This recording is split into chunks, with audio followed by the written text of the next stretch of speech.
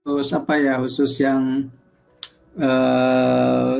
saham ya, yang saham itu baru dua, yang satu itu dulu barengan sama teman-teman di komunitas Bayo 5.000. Nah yang itu umum lah, umum karena gabungan sama yang lain.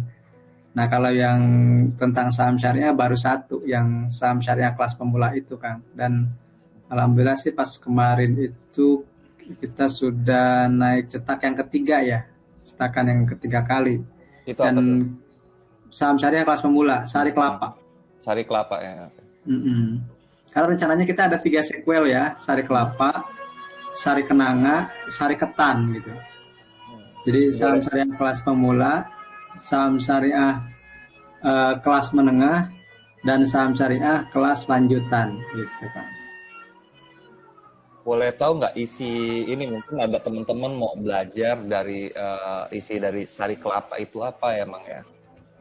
Oke, makasih Kang. Jadi Sari Kelapa itu sebenarnya sih semacam apa ya, semacam panduan pemula gitu ya untuk yang mau belajar saham syariah. Jadi di bab satu itu kita bicara tentang mindset, tentang landasan investasi dalam Islam misalnya, kemudian juga misalnya apa yang harus dipersiapkan ketika akan mulai memilih investasi, dan bab satu itu mengantarkan kepada pertanyaan apakah saham itu cocok buat saya gitu. Karena bagi saya sih yang terpenting bukan masalah saham atau instrumen lainnya, tapi profil risiko kita ini cocokkah dengan saham. Nah kalau sudah mengatakan atau misalnya sudah menyatakan diri sebagai investor yang cocok dengan saham, lanjut ke bab berikutnya. Di bab 2 kita ngomongin tentang hal haramnya saham, polemik tentang judi atau tidaknya saham, kemudian memang ada fatwa tentang saham dan seterusnya. Jadi bab 2 itu bicara tentang legalitas dan halal tentang saham itu sendiri dan saham syariah. Nah kalau misalnya sudah di situ juga kan ada polemik, ada orang yang sepakat, ada orang yang tidak. Nah, kalau misalnya yang sepakat dengan bahwa saham syariah itu boleh, lanjut ke bab 3. Jadi istilahnya setiap bab itu ada pertanyaan di akhirnya, apakah saya layak masuk ke ke bab berikutnya gitu. Jadi seolah ada prerequisite prasyarat gitu. Bab satu kalau udah setuju masuk ke bab 2. Di bab 2 kalau sudah menyatakan saham itu boleh, masuk bab 3. Bab 3 bicara mekanisme perdagangan saham di bursa kita gitu. Misalnya dari mulai itu sangat tekstual karena saya banyak kutip dari Bursa Efek Indonesia dan OJK. Jadi kalau bab 3 itu ya teman juga bisa baca di online, tapi saya buatkan di buku. Kemudian mungkin yang uniknya dari saya itu membuat satu bagian di bab itu untuk menjelaskan bagaimana sih cara memilih sistem online trading syariah atau broker atau sekuritas yang cocok dengan kebutuhan kita. Itu mungkin yang uniknya gitu ya. Nah, kalau sudah misalnya sudah mulai masuk dan judulnya yang ketiga itu saya anti mainstream gitu, bukan yuk nabung saham, bukan yuk investasi saham, tapi yuk dagang saham. Jadi saya mengembalikan ke esensi awal bahwa saham ini memang berdagang, jual dan beli gitu, buy dan sell gitu. Investasi pun melalui mekanisme jual beli itu sendiri. Nah, kemudian setelah selesai bab 3 masuk bab 4 itu analisis singkat, fundamental, teknikal, money management yang secara singkat saja gitu. Nah, baru bab 5 kita bicara tentang tokoh misalnya Pak Lo Keng Hong, yang kebetulan Pak Lo Keng ini berkenan mengendorse buku di depan. Jadi di depan judulnya itu, di depan covernya itu kan ada ada ungkapan dari Pak Lo Keng Hong gitu. Dan itu sebenarnya saya minta agak banyak, tapi Pak Lo bilang tambahin aja sama Asep gimana gitu. Tapi saya bilang ya enggak lah, Bapak aja yang sejujur Bapak seperti apa. Dan itulah isi dari Sari Kelapa. Dan di akhir teman-teman lampirannya itu mungkin lampirannya lebih banyak diminta oleh teman-teman gitu. Kenapa? Kan di lampiran itu kita kita cantumkan data-data tentang saham syariah yang terbaru sampai 2020, kemudian juga misalnya saham yang bagi dividen rutin, saham yang selalu masuk indeks Jakarta Islamic Index dan seterusnya. Itu mungkin Kang. Kelapa ya. Kalau yang keduanya bocoran sedikit, mungkin sari apa tadi? Sari Kenanga. Sari. Dari Sari ketan. Yang ketiga yang sari ketan ya. kelapa Sari kenanga ketan. ketan. Nah, gitu-gitu aja dimulai dengan kelapa kenanga ketan. Kelas pemula, kelas menengah, kelas lanjutan gitu kan. Jadi Oh ya ya ya, bikin kreatif ya, benar. bikin Kalau ketan ulen advance. gitu ya, Mang. Iya betul nggak? Jadi kalau kenanga ini kan kelas menengah kan. Jadi kelas menengah itu sebenarnya ini baru ide ya, belum saya tulis loh teman-teman. Jadi karena kita belum sempat aja dan dimintanya tahun ini selesai sih sebenarnya. Tapi ya kita sedang merancang itu. Jadi di Kenanga itu kita menjabarkan lagi dari bab 4 tentang analisis fundamental teknikal. Jadi di bab 3 ini khusus kita ngebahas, di Sari Kenanga ini kita khusus ngebahas sudah masuk tataran analisis lagi. Bukan lagi bicara cara membuat akun rekening saham, cara berdagang saham, tidak. Tapi sudah masuk, kita diasumsikan sudah tamat Sari Kelapa dan sudah punya akun di sekuritas, silakan apa saja sekuritasnya. Kemudian baru mulai masuk analisis sahamnya. Nah, saham itu kan yang populer ada dua, fundamental, teknikal. Nah, tapi fundamental teknikalnya ini di Sari Kenanga itu mungkin yang unik dan spesifiknya adalah bicara tentang fundamental saham syariah gitu. Karena kan ada keunikan di saham syariah itu misalnya dari sisi rasio utangnya bagaimana. Di situ saya buat misalnya cara-cara mendownload laporan keuangan, membacanya seperti apa secara sederhana begitu. Saya tidak menggunakan bahasa-bahasa yang jelimet atau bahasa-bahasa analis gitu, tapi kita menggunakan bahasa-bahasa yang sering saya share aja di berbagai workshop gitu yang orang lebih mudah memahaminya itu, dan fundamental bukan jadi barang yang mahal gitu. Fundamental bukan jadi barang yang elit, tapi semua orang bisa mempelajari itu. Teknikal, nah kalau teknikal ini karena kan saya tidak spesifik mempelajari tentang teknikal, maka kemungkinan saya berkolaborasi dengan Kang Adi. Jadi di bab 2 ini bukan hanya saya yang menulis, nanti juga ada Kang Adi sebagai co-founder dari Syariah Saham, dan Kang Adi nanti bicara tentang teknikal, saya bantu sedikit-sedikit dengan data begitu. Nah itu di Buru Sari Kenanga. Di Sari Ketan nanti saya mungkin collabsnya sama Kang Evan. Di situ akan bicara tentang psikologi trading, tentang money management, tentang kuantitatif trading system yang mungkin salah satunya adalah seperti yang dilakukan oleh almarhum Ko Asun ya, dengan ada BBK dan turunannya begitu. Itu adalah kuantitatif trading system. Nanti dibahas sama saya dan Kang Evan. Saya hanya mengantarkan saja, kemudian ngobrol bagaimana misalnya backtestnya dan seterusnya, itu kelas lanjutan. Makanya di Sari Ketan ini bicara tentang dan itu spesifiknya saham syariah juga. Jadi bagaimana sih ketika kita punya sistem trading, ketika kita punya kuantitatif trading sistem, kemudian kita punya katakanlah semacam screening yang khusus untuk saham syariah. Jadi insya Allah apa yang dibahas oleh kita bertiga itu kita punya keunikan karena kita hanya ngebahas saham syariah. Jadi kita tidak pernah merasa misalnya emang nanti ada lagi yang ngebahas yang lain, ya nggak masalah gitu, karena dari dulu juga kita selalu aman damai dengan berbagai komunitas karena kita bermain atau katakanlah kita berkutat di segmen niche yang sepi gitu. Saham syariah itu kan nggak banyak yang ngebahas, jadi kita santai aja begitu. Gitu Kang. Inspirasi sekali ya. Kalau saya sih suka ya sama syariah itu, dan makin tertarik kepincut di dalam itu saat kemarin acara di Bursa Efek Indonesia tahun 2020 dengan dengan data ya dari Mang Amsi. Saya baca setiap pagi krisis atau sejak pagi crash di Bursa Efek Indonesia atau Indonesia dunia, malah yang melesat naik tinggi itu adalah saham-saham syariah atau Jakarta Indeks Syariah dibanding konvensional. Benar nggak Mang? Iya kan? Kalau saya perhatikan memang iya, salah satunya seperti BRIS ya, BRI Syariah itu kan sampai ribuan persen ya kalau saya lihat ya. Ya betul Kang, karena sebenarnya sih gini, kalau BRIS mungkin itu katakanlah anomali ya, atau misalnya kasuistik gitu, karena kalau BRIS naik kenapa BTPS enggak, mungkin itu sering ditanyakan ke saya gitu Kang ya, karena itu mungkin lebih ke sentimen merger gitu ya. Nah tapi yang ingin saya garis bawahi adalah ada sebuah temuan, ada sebuah jurnal dan penelitian dari teman saya, kebetulan yang bikinnya teman saya, dan itu menjadi salah satu artikel terbaik untuk pasar modal syariah di tahun berapa saya lupa, 2018 atau 2019 saya lupa. Nah beliau menjelaskan begini, jadi beliau meneliti, jadi beliau berdasarkan data dan statistik bahwa dari tahun 2011 sampai 2015 kalau tidak salah, atau rentang tahunnya itu 5 tahunan, itu membuktikan bahwa secara umum kinerja indeks syariah itu memang di bawah sedikit IHSG gitu kan. Tapi kalau di masa normal, tapi kalau di masa krisis, kalau ada misalnya tahun 2008 misalnya ada subprime mortgage, kemudian 2000 berapa lagi 2015 ada mini krisis, kemudian 2000 kemudian ada pandemi corona gitu.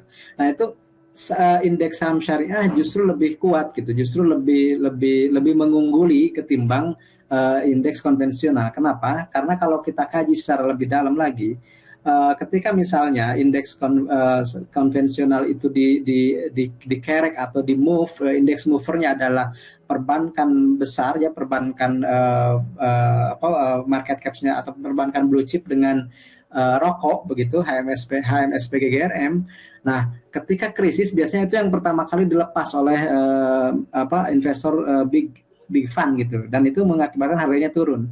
Sementara di sisi lain yang menjadi mover atau indeks mover dari ISI dan JI atau Indonesia indeks saham syariah Indonesia dan Jakarta Islamic Index dan JI 70 yang terbaru itu adalah consumer goods dan juga sebelum Astra dikeluarkan otomotif. Nah, artinya ketika misalnya saham consumer goods dan otomotif ini menjadi pengerek terbesar indeks syariah, dan itu diametral atau berbanding terbalik dengan pengerek dari indeks konvensional yang merupakan perbankan blue chip dan juga HMSP kalau dilihat dari sisi komposisi dari konstituen indeksnya. Nah, akhirnya terjadilah seperti itu ketika indeks perbankan dan finansial yang besar dan juga rokok turun, anjlok, sementara consumer goods naik gitu.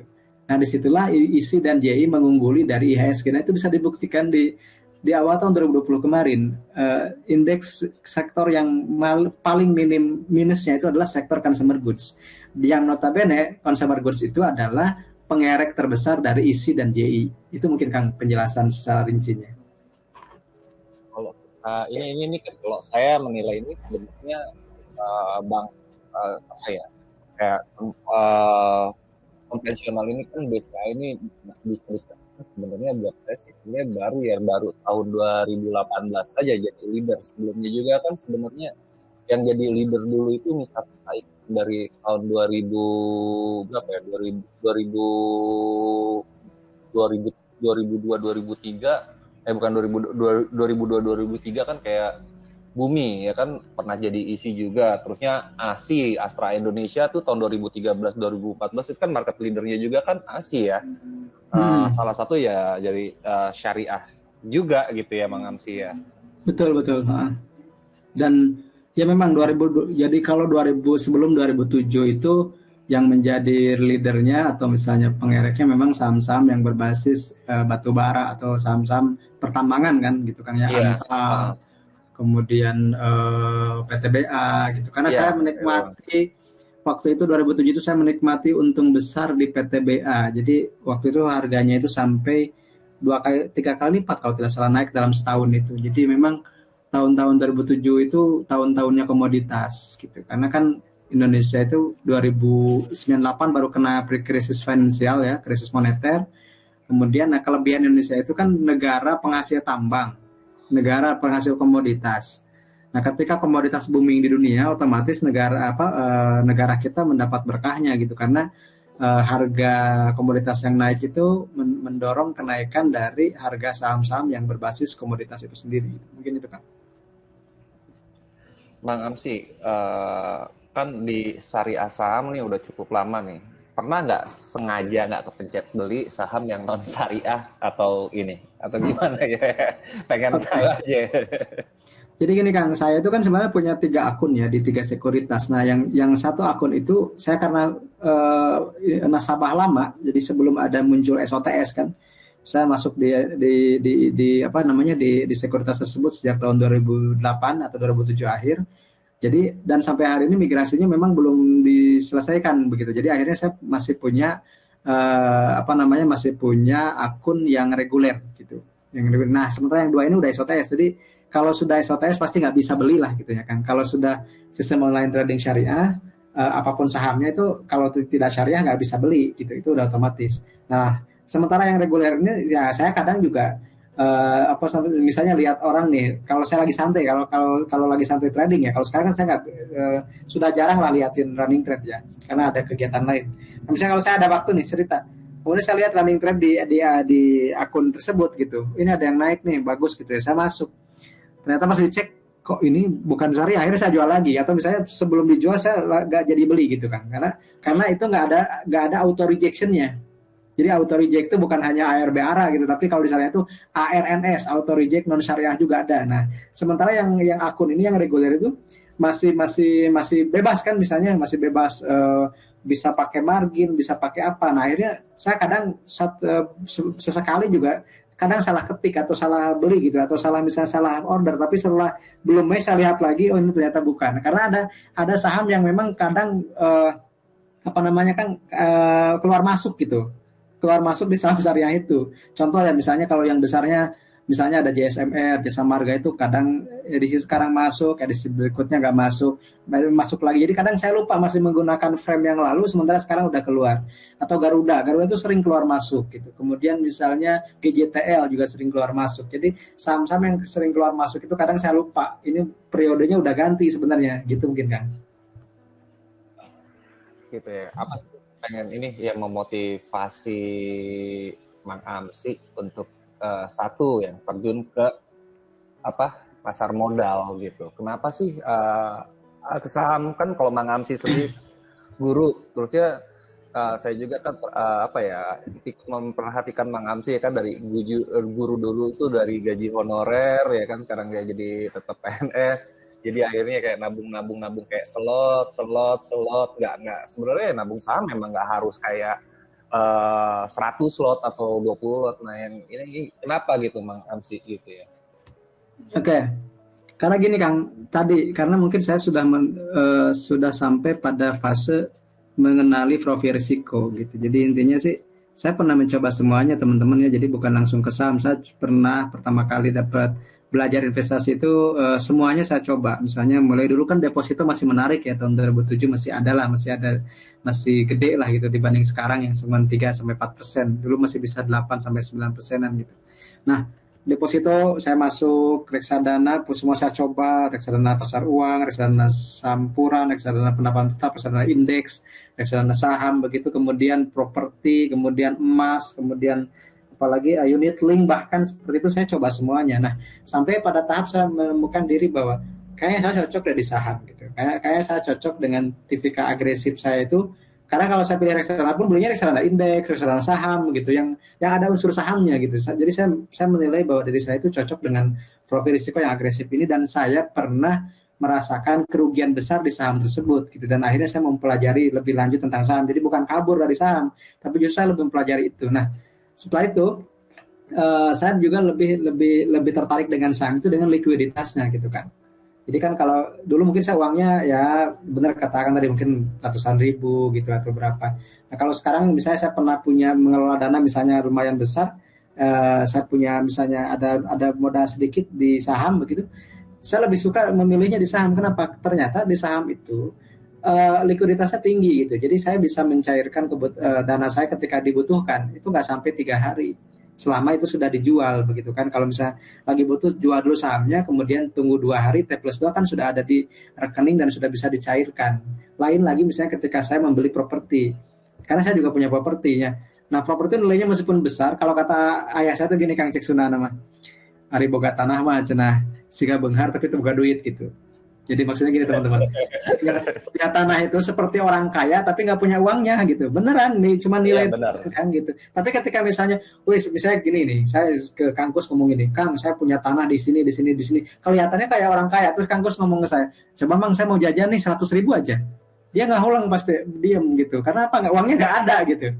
Jadi kadang kalaupun masih mau nunggunya pun nggak bisa 2 hari 3 hari kan Kang misalnya. Kemudian meskipun saya punya properti yang nilainya katakanlah ratusan juta, dan saya bercerita ke orang, kemudian orang tersebut, Mang boleh dong saya pinjam uangnya. Aduh gimana ya, saya harus jual dulu nih tanah saya, tapi nggak tahu juga seminggu ini ada yang beli atau enggak kan gitu. Bahkan setahu saya juga sudah menawarkan beberapa tanah sampai setahun 2 tahun ada yang nggak kejual, ada yang belum kejual juga kan seperti itu. Tapi bedanya kalau saya punya saham misalnya, dan saya pernah buktikan itu, sewaktu-waktu ada kejadian yang darurat membutuhkan dana lumayan besar. Kemudian ada yang minta tolong ke saya, Mang bantuin saya dong gini-gini gimana ya? Oke, tunggu ya 2 hari saya bilang gitu. Karena saya harus cairin dulu. Mang bisa Mang 2 hari, bisa tungguan aja gitu. Ternyata kan ketika jual saham yang mau naik atau enggak, karena saya mungkin sudah ada keuntungannya sedikit, saya jual dulu aja. Kemudian saya kasih atau saya pinjamkan ke teman atau ke family atau ke siapapun yang butuh itu, dan it's okay gitu. Likuiditasnya lumayan sangat besar. Kita dulu kan belum seperti sekarang ya. Sekarang mungkin udah di atas 10 triliun per hari gitu. Dulu kan baru sekitar 4-5 triliun. Itu sudah berapa ribu kali lipat modal saya kan, istilahnya seperti itu. Jadi kalaupun mau keluar itu santai itu. Kemudian kalau teman-teman punya properti ya, tapi ini kan investasi itu semuanya harus dicoba ya, semuanya harus punya aja. Ini hanya sebagai perbandingan saja. Saya juga punya properti gitu ya teman-teman. Jadi bukan berarti, wah maaf sih nggak punya dong properti semuanya di saham. Enggak juga, ada juga yang properti gitu. Nah di properti itu kan kita nggak bisa split kan. Misalnya gini, saya punya rumah nih, lagi butuh uang, nggak bisa jual pagarnya doang gitu, nggak bisa jual pintunya aja gitu, semuanya harus dijual gitu kan. Tapi kan kalau punya saham dengan senilai rumah, katakanlah ada rumah nilainya 200 juta nih, kemudian saya punya saham 200 juta, saya bisa nyicil jual kalau lagi butuh dan nyicil beli juga kalau lagi mau nabung lagi. Tapi kalau di rumah kan nggak bisa nyicil beli kalau misalnya nggak pakai KPR, dan nggak bisa nyicil jual juga misalnya kalau lagi butuh uang. Jadi bagi saya saham itu selain karena imbal hasilnya potensinya lumayan besar kalau kita bisa menggunakan ilmunya dengan baik, yang kedua potensi likuiditasnya lebih tinggi dibanding instrumen yang lain gitu. Sukuk punya misalnya punya fixed income, tapi kan sukuk nggak bisa dicairin modalnya semuanya. Ada batas waktu berapa ya, minimal hold itu berapa bulan supaya bisa dicairkan semuanya. Mungkin itu kan. Mang, dari 10 apa ya, hampir 12-13 tahun berarti ya di pasar modal. Dari tahun segini lama, apa sih yang udah dinikmatin dari saham, dan bisa kebeli apa atau bisa nabung apa yang bisa dinikmatin dari luar dari saham ke kehidupan pribadi Mang Amsi itu sendiri gitu kan? Kalau bagi saya mungkin bukan sesuatu yang sifatnya material ya Kang. Maksudnya bukan sesuatu yang sifatnya bisa dinilai dengan simbol-simbol kekayaan gitu. Kenapa? Karena saya itu kan kalau di saham itu punya uang saya tabungkan, kemudian punya uang saya tradingkan. Jadi suatu waktu ada butuh saya tarik. Jadi tadi saya bicara saham sebagai bisnis dan likuiditas. Nah kalau bisa Bang sudah bisa dapat apa aja dari rumah, yang paling berharga bagi saya sebenarnya gitu teman-teman, ini mungkin juga sedikit klise gitu. Yang paling berharga bagi saya adalah komunitas syariah saham itu sendiri gitu. Dan komunitas dengan teman-teman juga itu yang paling berharga bagi saya. Kenapa? Karena itu nilainya abadi gitu. Dan hari ini kita berulang tahun ke-6 tahun kan syariah saham, dan bagi saya sih kebermanfaatan yang kita berikan itu jauh lebih berharga daripada yang saya dapatkan. Nah, tapi kalau ditanya emang dapat apa aja, banyak sebenarnya gitu ya. Saya bisa punya dana pendidikan buat anak-anak, saya bisa merenovasi rumah, saya bisa membangun. Kalau saya karena mungkin sedang belajar untuk berbagi gitu ya teman-teman, saya lebih suka kalau ada uang lebih itu, atau misalnya ada hasil dari saham itu ya kita bagikan dalam bentuk misalnya ngerenovasi masjid, renovasi pesantren, ya, seperti itulah kalau saya pribadi gitu. Mungkin berbeda dengan yang lainnya, berbeda misalnya, dan ini kita bisa bisa berbeda pilihan. Tapi kalau saya, kalau ada kelebihan misalnya, atau kalau ada misalnya gain dari satu saham, yang saya kepikiran begitu. Jadi bukan berpikir lagi misalnya mau beli apa buat, tapi saya mau ngasih apa ke orang, saya mau ngasih kebahagiaan apa ke tetangga atau misalnya ke teman-teman dekat. Itu makanya kalau mungkin kalau lihat fisik atau secara material saya nggak kelihatan. Kak Asun juga almarhum sering bilang, Mang, gimana ya Mang Amsi, dan Kak Asun kasih tahu saya seperti apa gitu. Dan mungkin itu juga yang akhirnya saya sampai beliau wafat pun masih menjalin hubungan baik, dan sampai hari ini gitu terbukti dengan teman-teman STC juga masih sering ngobrol dengan saya, karena ya kita berbeda preferensi mungkin Kang gitu. Jadi saya dapat sesuatu yang saya mimpikan itu dari saham tersebut gitu. Saya punya aset dan saya punya hal lain. Tapi yang lebih berharga bagi saya bukan itu ya teman-teman. Jadi mungkin ini yang mungkin sedikit berbeda lah dari saya tuh, kenapa sih nggak bisa pamer gitu? Karena saya emang nggak punya yang dipamerin kan. Misalnya saya nggak bisa pamer rumah, saya nggak bisa pamer mobil, emang nggak punya gitu kan. Tapi saya sedikitnya bisa kebahagiaan saya itu bukan di situ gitu. Jadi kalau saya ingin mengejar seperti influencer lain misalnya harus memamerkan dulu sesuatu yang sifatnya fisik, saya mungkin nggak bisa ikut gitu. Karena memang nggak ada yang bisa dipamer. Saya nggak punya rumah dengan kolam renang gitu. Nah, ada juga adalah selokan dekat rumah dan sawah gitu. Nah, jadi istilahnya bagi saya hidup apa adanya dan sederhana itu adalah return dan imbal hasil terbaik dari apa yang saya peroleh di pasar saham. Dan karena pasar saham mengajarkan saya kehidupan, bagaimana hidup itu kadang uptrend, kadang downtrend, dan juga kadang sideways, seperti itu kan.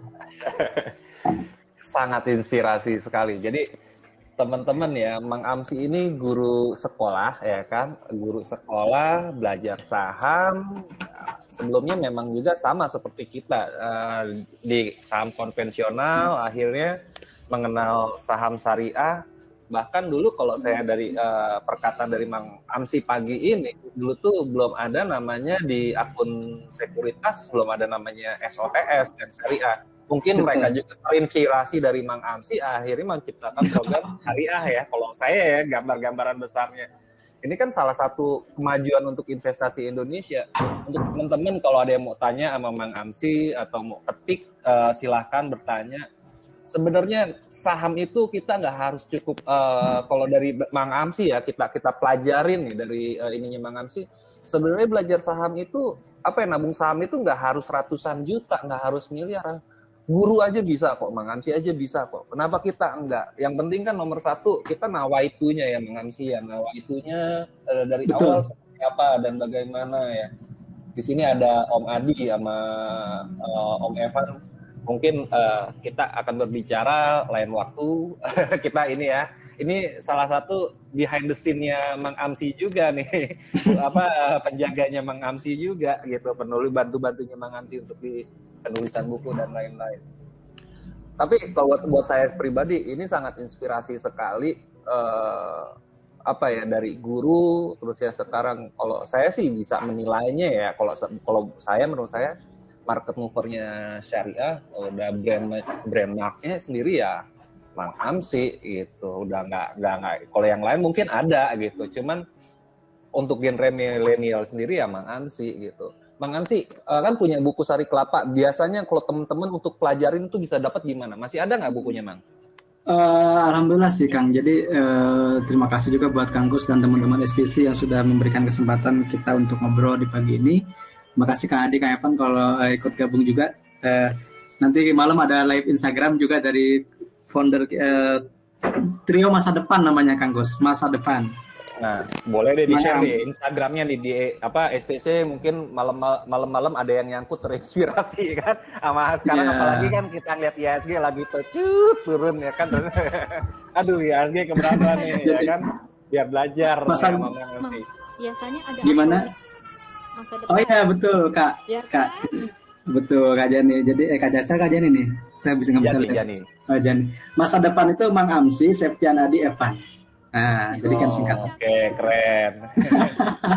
Jadi kita suka bikin singkatan-singkatan gitu kan dari dulu ya, program-program atau misalnya produk-produk atau kelas-kelas kita semuanya berbasis singkatan gitu, karena kan Amsi ahlinya membuat singkatan iseng gitu singkatannya.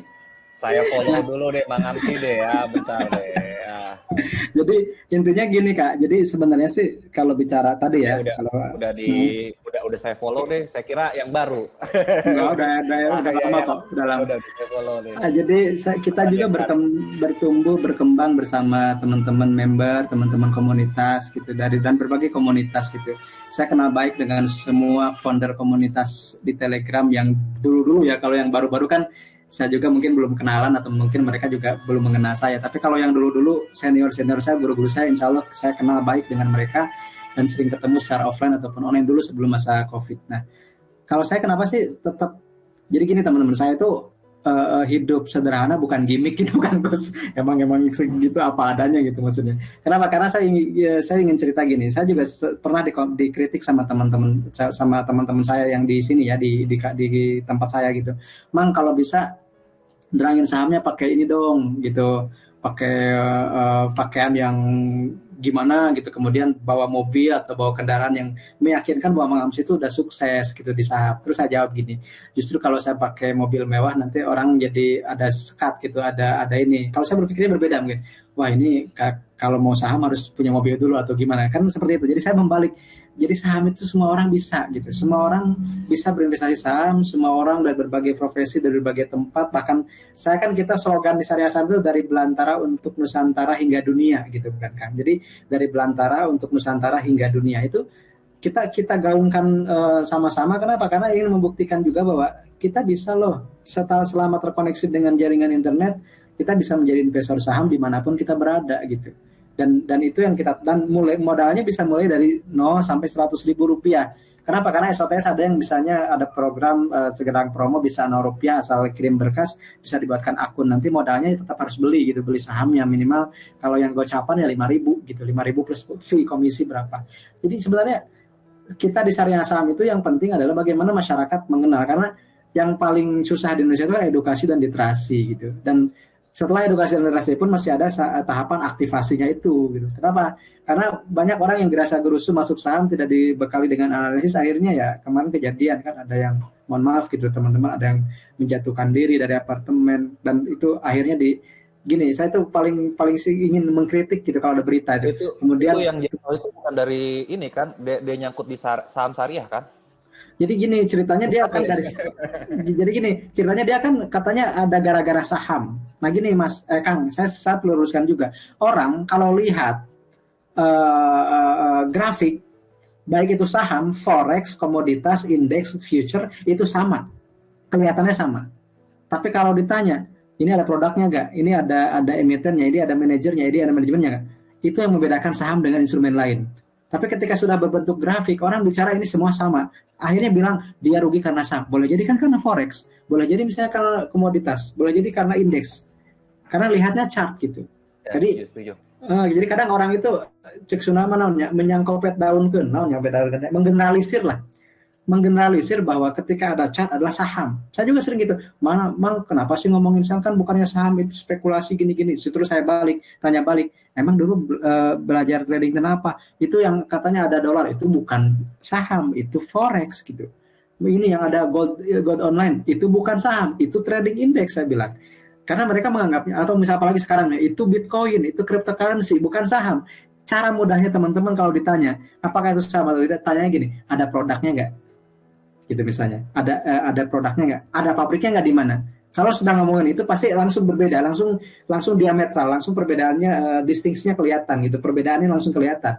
Oh kalau saham itu ya ada produknya, bicara Unilever ya ada produknya, bicara Mayora ada produknya. Tapi bicara misalnya katakanlah dolar rupiah, orang kan nggak ada produknya, itu cuman pair aja mata uang gitu kan. Dan itu bagi setiap orang bisa berbeda risikonya. Ada orang yang mau, ada orang yang tidak siap. Kalau saya mungkin salah satu orang yang belum siap untuk masuk di indeks dan di forex karena belum ada fatwanya. Saya simple. Alasan memang kan itu menguntungkan. Ya, selama belum ada fatwa saya nggak bisa ikut. Termasuk cryptocurrency. Banyak ditanyain juga dulu. Sempat ramai kan karena ada influencer yang katakanlah mempom-pom koin gitu. Tapi sampai ada yang pertanyaan juga di syariah saham banyak yang muncul. Terus saya bilang, selama belum ada fatwa MUI yang menghalalkan cryptocurrency ya kita samina wa atona, kita nggak pernah ikut gitu. Saham syariah juga masih banyak kok, pilihannya ada 430 gitu. Ada 430 instrumen yang bisa kita analisis satu persatu. Kenapa saya harus tergiur dengan lain yang masih belum jelas gitu halal haramnya, masih belum siap juga dengan takaran risikonya. Mungkin gitu kan. Cakep mangan sih ya, jadi salah satu masukan positif juga untuk para investor saham.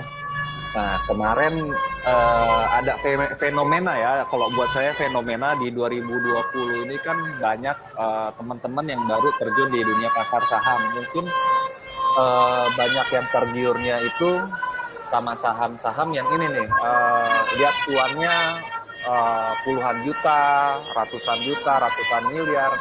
Dan satu yang saya ingat dan saya ini, Bang Amsi juga pernah pamer portonya kalau nggak salah Unilever, PTBA. Tapi gitu saya lihatnya PTBA itu minus berapa persen ya? Kalau nggak salah 4%, 5% itu ada 1-2 lot, terus ya Unilever 1-2 lot. Kalau buat saya sendiri sebenarnya untuk salah satu sindiran untuk orang-orang yang suka ya, sarkasnya ya. Tapi buat saya pola terbaliknya, ini yang kita butuhin sebenarnya, yang seperti kayak Bang Amsi gitu. Jadi pamer porto tuh bukan yang kayak ratusan juta. Karena saya di saham itu ingin memiliki, bukan untuk cari memang cari kapital yang kita nggak munafik. Tapi kita tuh di sini tuh belajar step by step. Ini loh porto gue juga nyangkut, nggak perlu gua lagi merah berani nggak lu pamer, jangan pas lagi cuannya aja. Bener nggak Mang kayak gitu? Jadi gini Kang, simpelnya gini, kalau saya itu kan bicara saham apa adanya, bukan ada apanya gitu. Jadi bicara saham apa adanya, bukan ada apanya. Kenapa? Karena saya bukan, mohon maaf, saya bukan kaki tangan market maker.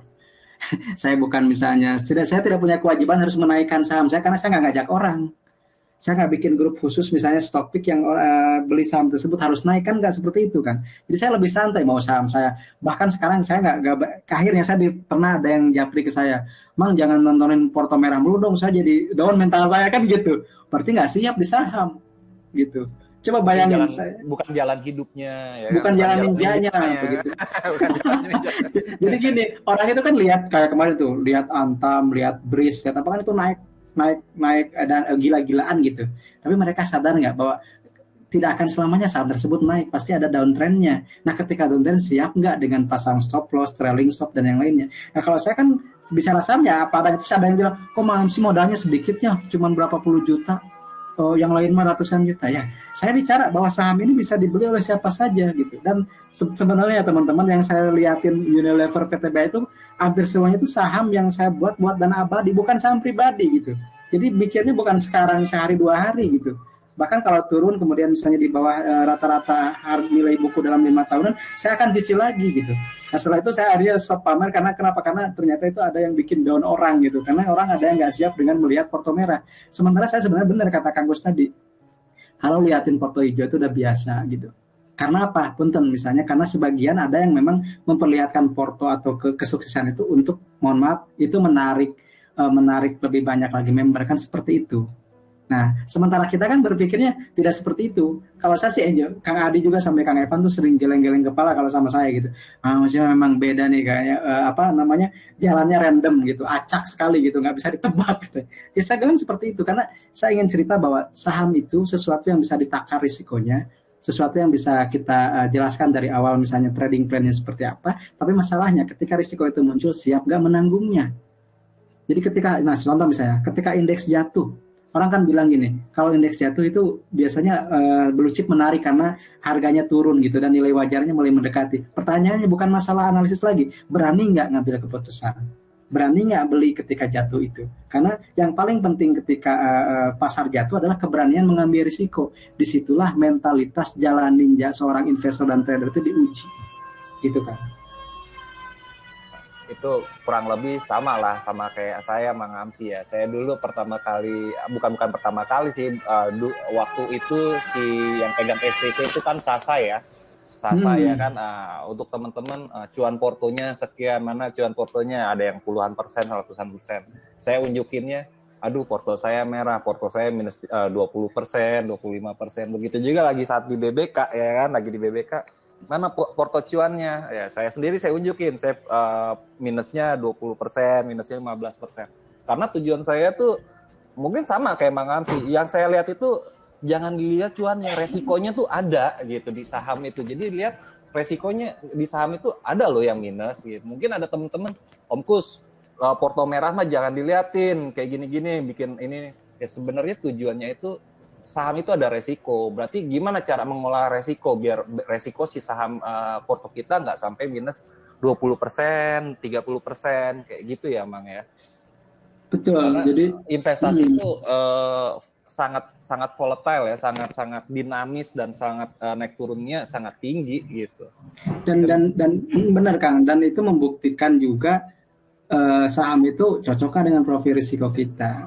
Jadi di situ ada seleksi alam sebenarnya. Makanya gini lah, alhamdulillah saya, Kang Adi, Kang Evan misalnya di Syariah Saham udah 6 tahun kita ingin bangun komunitas. Dan kita masih eksis di pasar modal gitu. Dan saya lihat kalau saya scroll ke atas itu udah ada deleted account. Jadi sudah ada beberapa member yang memang sudah tidak di pasar modal lagi gitu kan. Dan itu sering terjadi seperti itu. Dan yang bisa membuktikan kita bisa lebih bertahan di pasar modal ya menganalisis dan memanage risiko tadi gitu. Karena hanya dengan itu kita bisa bertahan gitu. Dan sekali lagi bahwa saham itu bukan high risk high return gitu, tapi high return high volatility gitulah. Jadi sebenarnya volatilitas sangat tinggi, dan bagaimana kita bisa mengarungi volatilitas tersebut menjadi sebuah celah untuk bisa berburu keuntungan gitu. Dan ketika rugi pun kita sudah menyiapkan terjun payung parasutnya gitu, di berapa akan keluar misalnya dan seterusnya.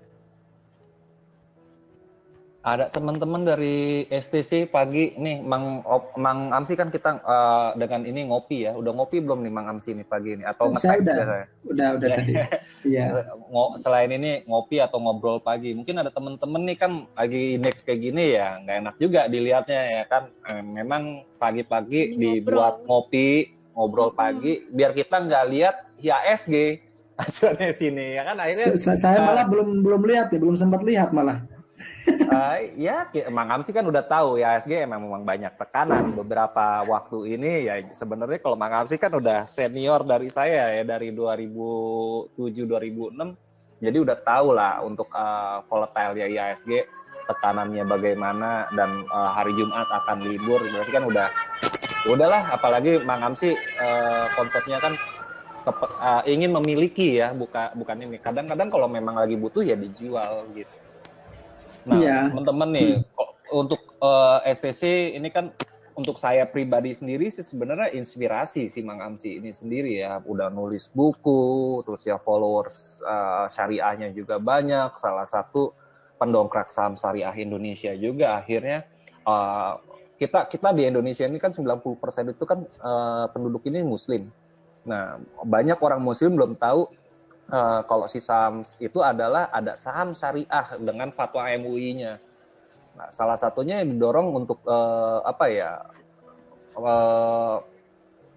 istilah iklannya tuh yang mengiklankan untuk yuk investasi saham ada syariahnya juga ya, salah satunya Mang Amsi ini sendiri gitu.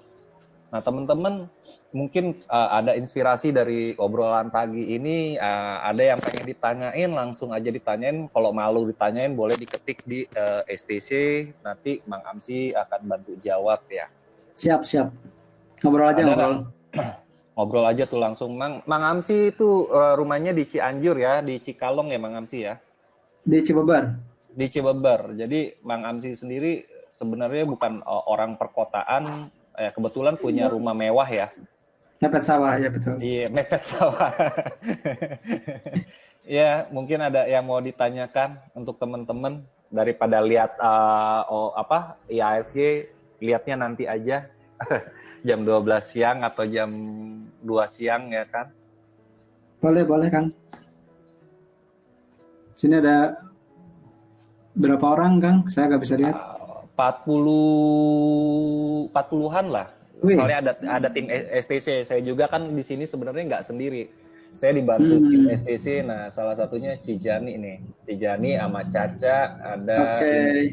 Kalau mau tanya saham mungkin nanti akan dibantu sama Om Okta, boleh di STC ya. Mau tanya saham atau kayak gimana, ada Om Adi juga nanti akan dibantu kalau tentang saham.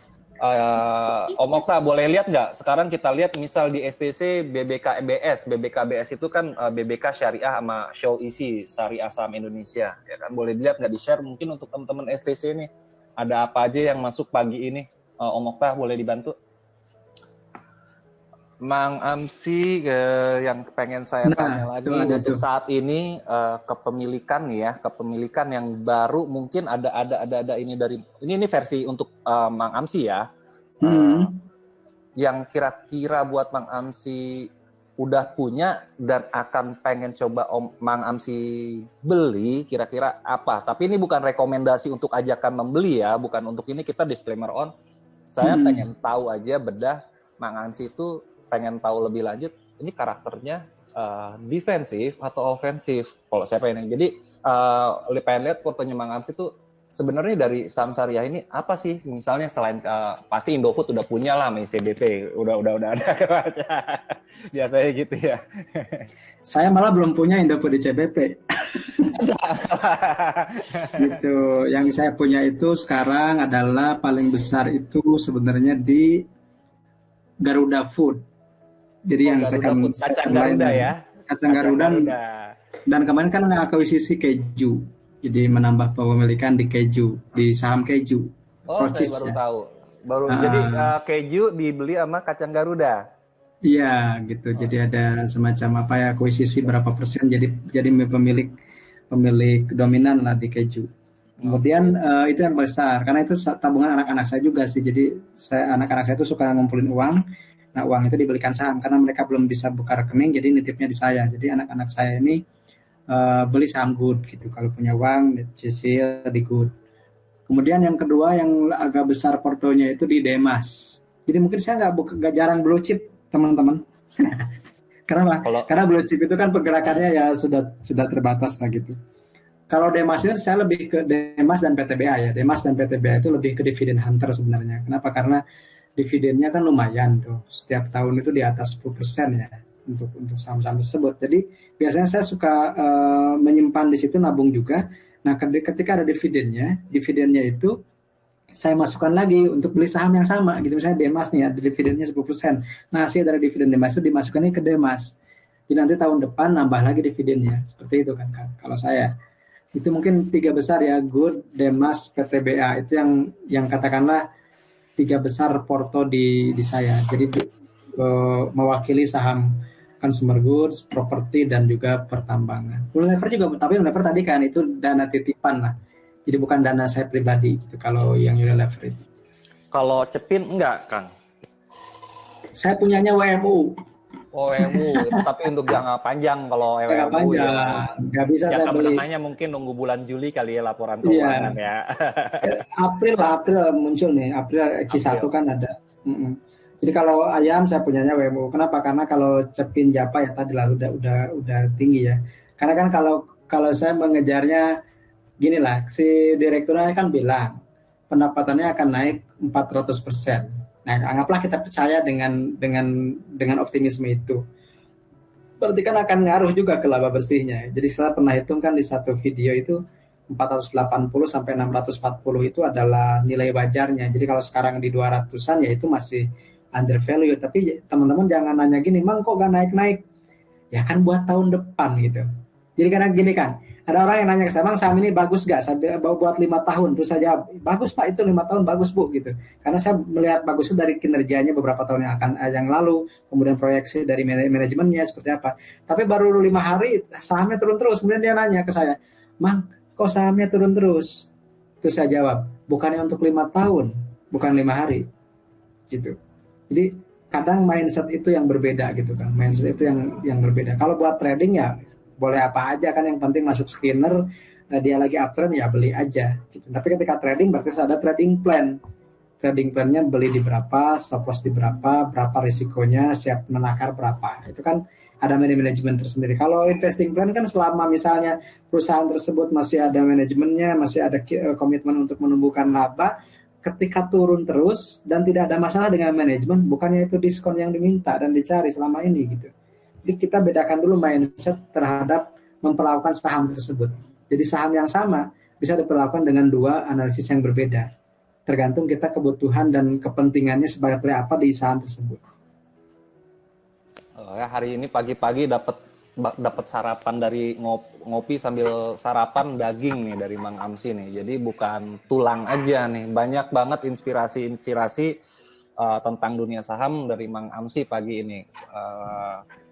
Kemarin dapat dari Lindali, ya kan, pagi ini dapat dari Mang Amsi. Jadi berpikir untuk saham itu bukan 1-2 hari, cuan 1 minggu 2 minggu, tapi untuk masa depan menabung. Makanya di Instagramnya untuk masa depan ya. Nah, untuk anak-anaknya sendiri ini sama kayak Lindali, anak-anaknya Mang Amsi udah mulai belajar nabung saham. Ya, istri nggak nabung saham juga, Mang? Istri juga punya. Istri punya juga satu keluarga berarti ya.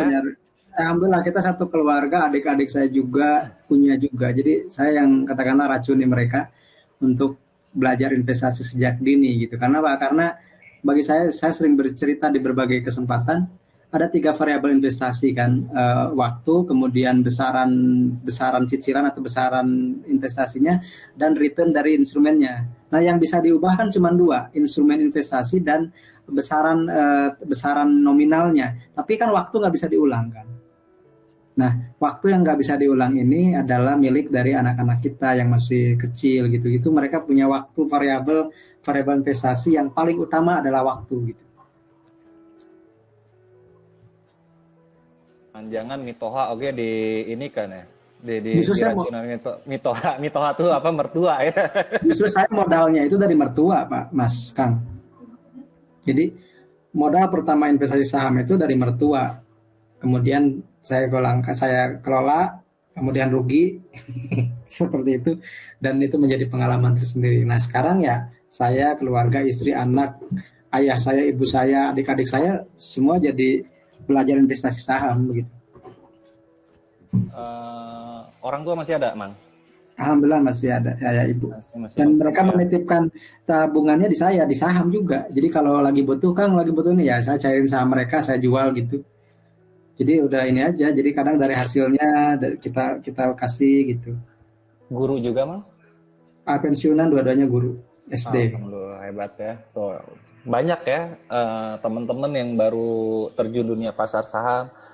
Kalau kalau ngelihat itu mungkin kalau melihat Pak LKH atau Lokehong itu terlalu tinggi ya kan. Kalau saya sih melihatnya Mang Amsi aja itu ya, yang satu rumahnya punya rumah mewah mepet sawah ya kan. Bukan orang perkotaan seperti Jakarta, Bandung, tapi orang dari daerah sekitar Cianjur bisa menggerakkan saham syariah ya kan. Nggak perlu harus ratusan juta atau miliaran dengan ya modal kecil dari sisipin uang gaji ya Mang Amsi ya. Dari Iya, sisi betul. Nah, caranya untuk dari uang gaji itu nyisipin untuk nabung syariah itu caranya gimana, Mang Amsi? Mungkin teman-teman yang nggak tahu nih, pengen tadinya kan orang pekerja dan tiba-tiba pengen banting setir, pengen jadi trading for life. Ya kan paling susah nih. Mungkin kalau yang dari kerja untuk caranya supaya bisa nabung saham seperti Mang Amsi itu seperti apa gitu, Mang? Oke. Jadi jangan sampai living for trading ya kan, tapi trading for living gitu. Nah, jadi teman-teman gini, kalau saya sih punya saya nggak punya aturan khusus sih dari yang jelas gitu. Tapi yang penting kalau ada yang menyarankan kan 10, 20, 30, 40 gitu ya kalau nggak salah. Benar kan 100%? 10, 20, 30, 40 ya benar. Jadi 10% itu buat infak sedekah dari gaji itu. Itu udah disisihin lah. Pokoknya 10% itu wajib dikeluarkan, pay Allah first gitu ya. Pay God first gitu. Dari awal gitu, bukan dari ini lagi. 10% kita sisihin buat amal, buat zakat, buat infak sedekah 10%. Nah 20% itu baru buat cicilan-cicilan begitu. Gitu ya. Bukan cicilan, buat investasi 20% gitu. Buat investasi 20%, 30%-nya buat cicilan dan tagihan asuransi, tagihan KPR, tagihan mobil dan seterusnya lah. 40% baru buat kebutuhan hidup. Jadi konon katanya itu alokasi ideal dari financial planner seperti itu, 40% buat kebutuhan, 30% buat cicilan, 20% buat investasi, 10% buat amal atau karitas. Nah, kalau saya kebetulan alhamdulillah sejak berapa tahun yang lalu ya sudah tidak punya utang gitu. Jadi artinya dan saya tidak menambah gaya hidup Kang, karena saya tinggal di kampung, mau bergaya apalagi gitu, hidupnya sudah kayak gini gitu kan, gagayaan gitu anger mau ngaruh gitunya, makanya saya biasa hidup dengan gaya sederhana, dan Kang Adi juga sudah pasti tahu karena sudah dua kali datang ke rumah saya.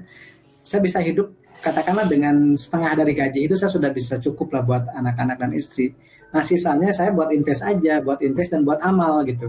Kenapa? Karena saya udah nggak punya cicilan dan saya nggak punya hutang ke bank, hutang ke orang gitu. Karena jadi alokasi yang dulunya buat utang itu kita alokasikan ditambahkan buat investasi. Nah makanya kita bisa punya tambahan modal untuk trading, modal untuk beramal lebih banyak lagi seperti itu kan.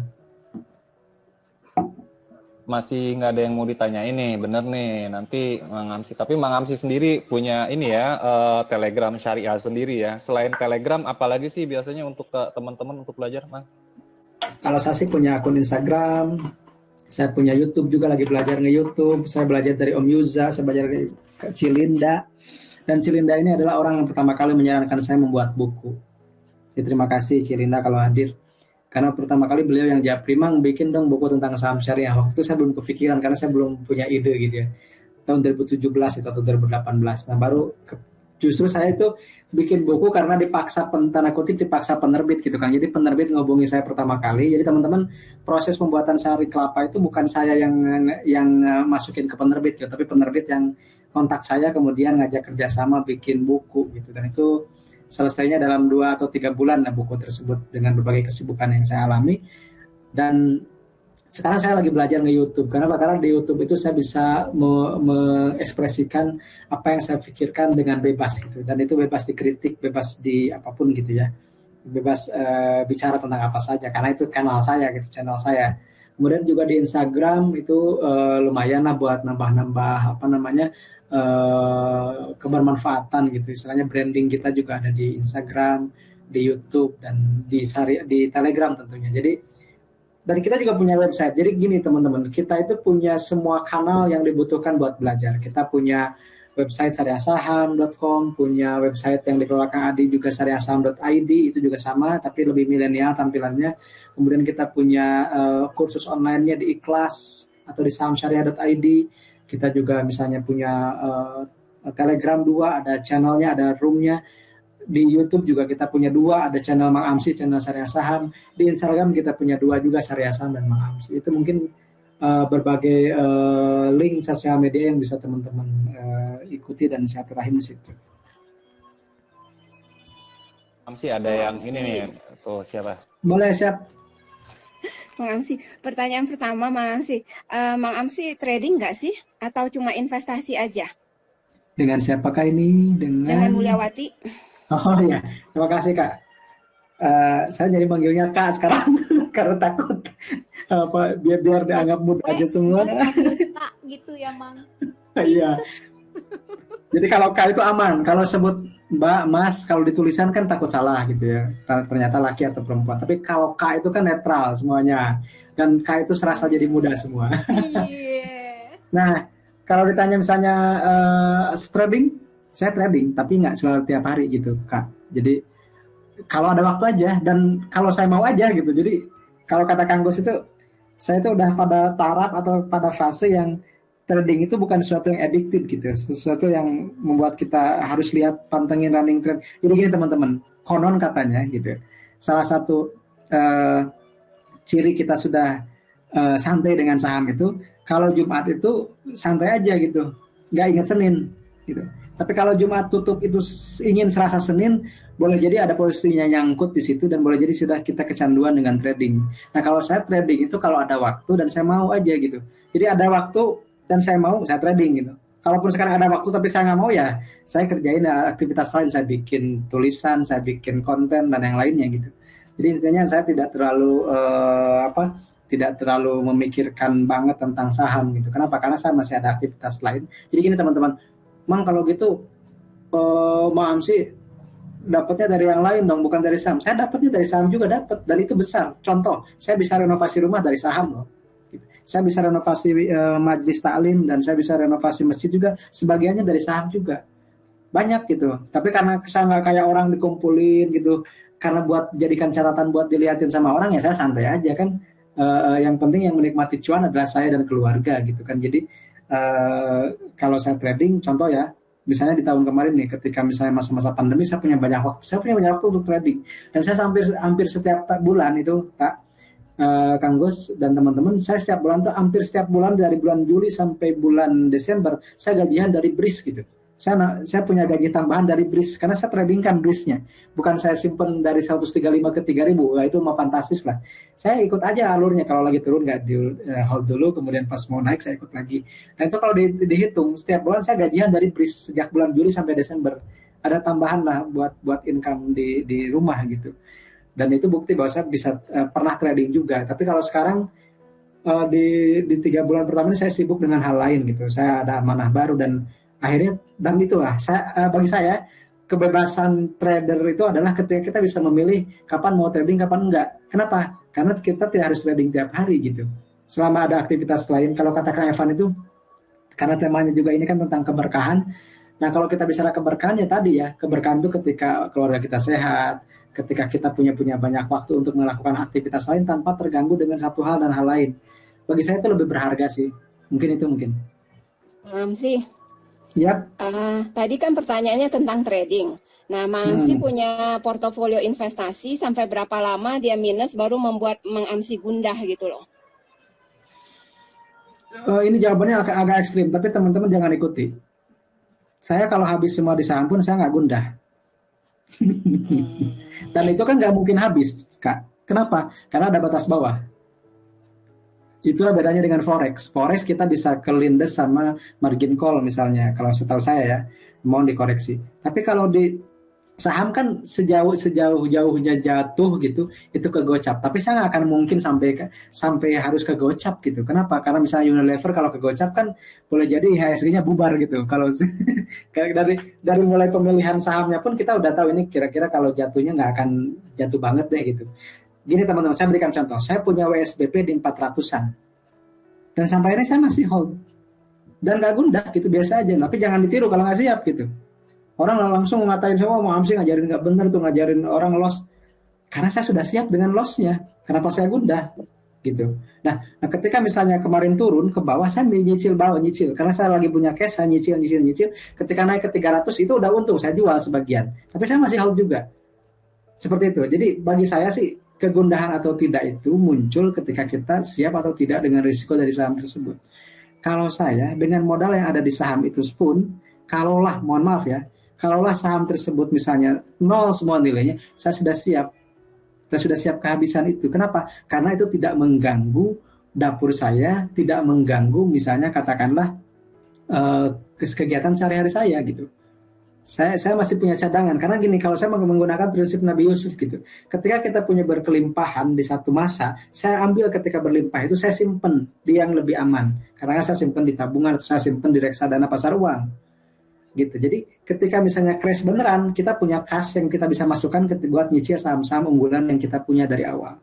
Jadi kalau tadi Kak bertanya, Mang kapan sih Gunda? Saya punya, bayangin aja Porto SBP di 400 lebih saya masih punya, dan sekarang harganya 200 bahkan mau ke 100-an, dan saya masih punya, dan itu tidak masalah gitu, bahkan tidak sedikit pun tidak membuat saya gentar dengan saham gitu.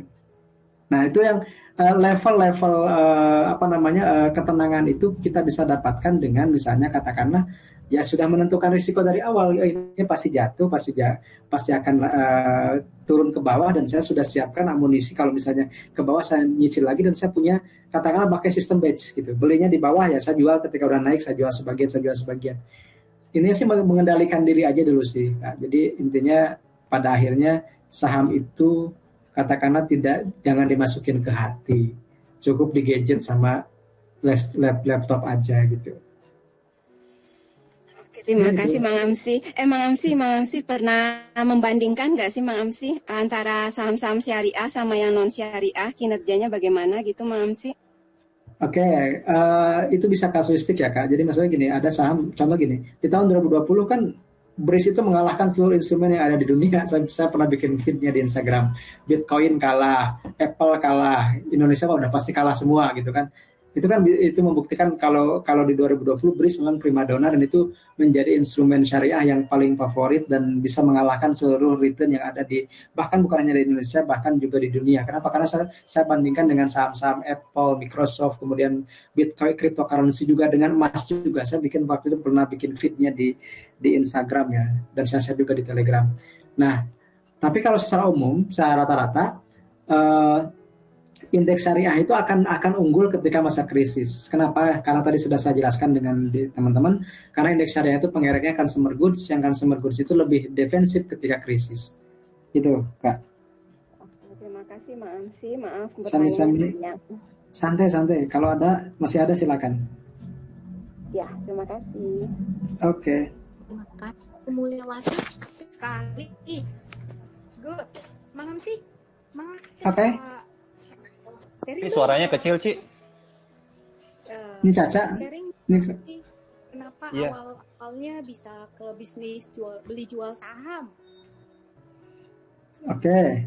Karena tadi saya sudah jelaskan, karena itu likuiditasnya tinggi, kemudian juga cocok dengan profil risiko saya. Makanya tadi bisa ketika kamu bertanya, Mang Amsi kapan sih gundah? Saya nggak pernah gundah dengan saham, Kang Gus.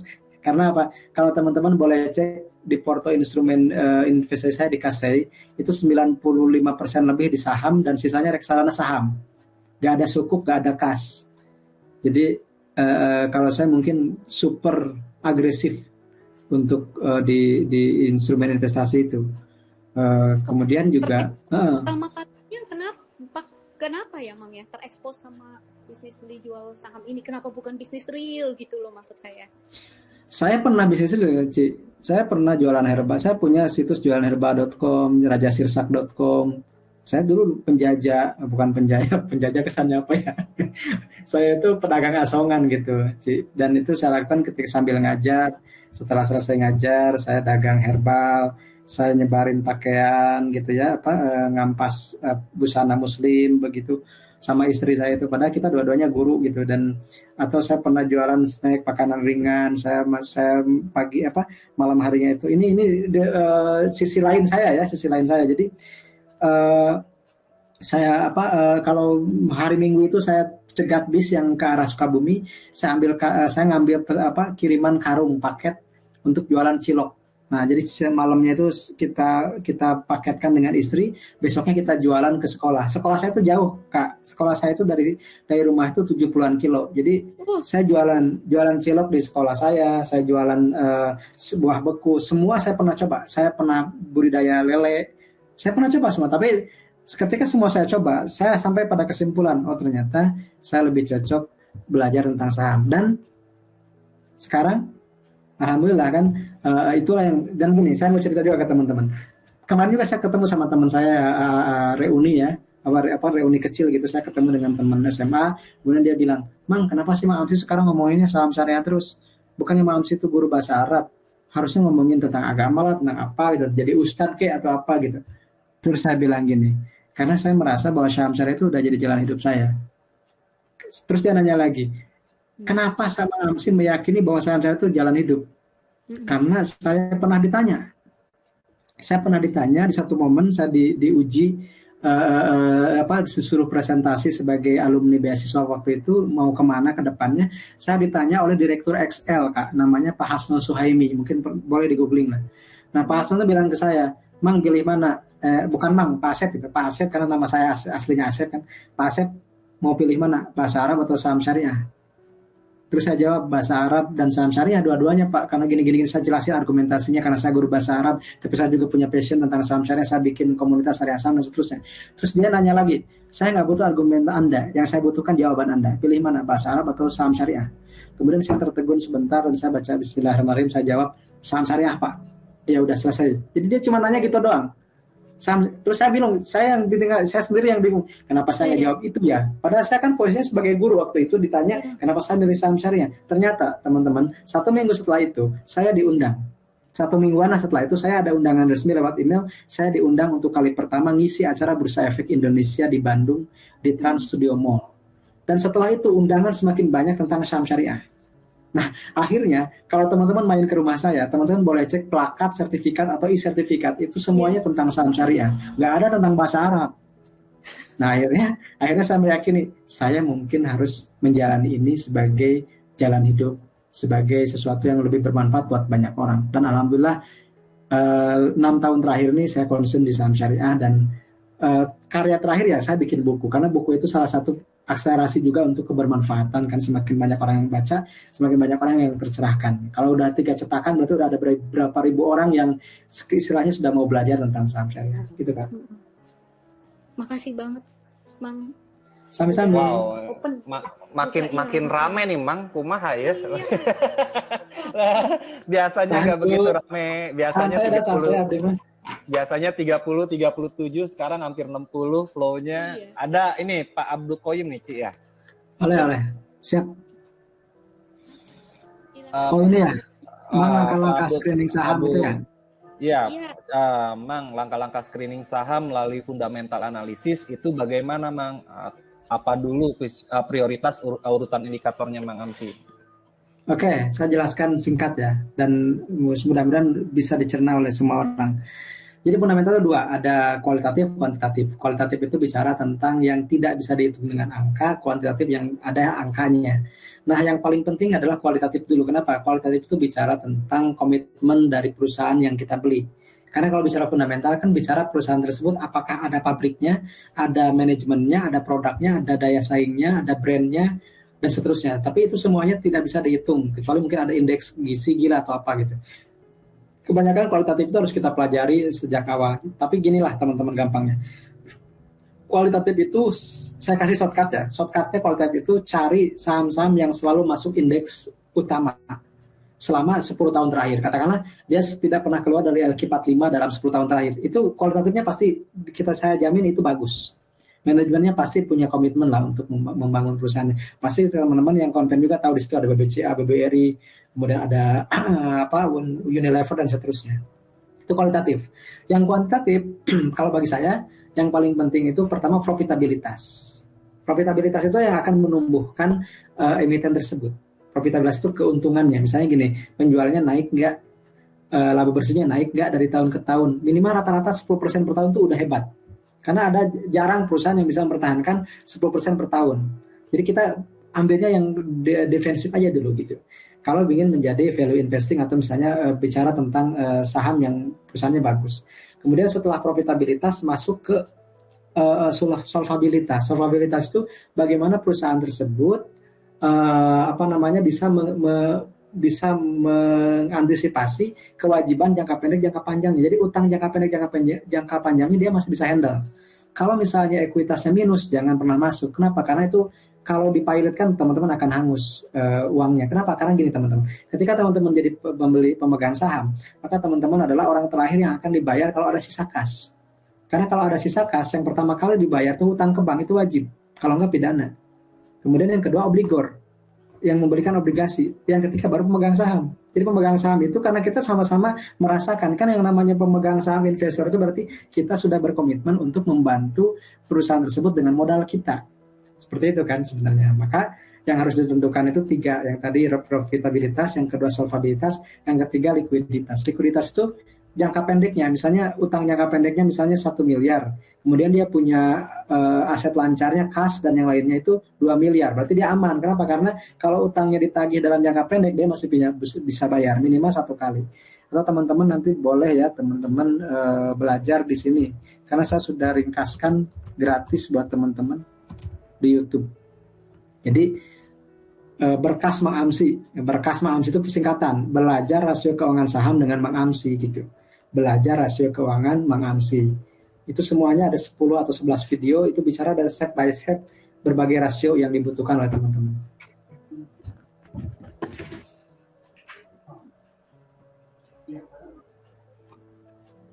Ini mungkin udah jam 10. Kita tunggu 5 menit lagi, ada pertanyaan ya. Jazakallah Mang, katanya Mang didoakan. Siap, amin. Nuhun Kang. Halo Kang. Halo Bang Si. Oke. Bang Amsi ini kayaknya harus sudah punya gelar CSA nih, sudah setara nih sama CSA semua nih. Jadi kompret ya. Kompret ya. Enggak, soalnya pengetahuannya sudah sekelas CSA ya, tinggal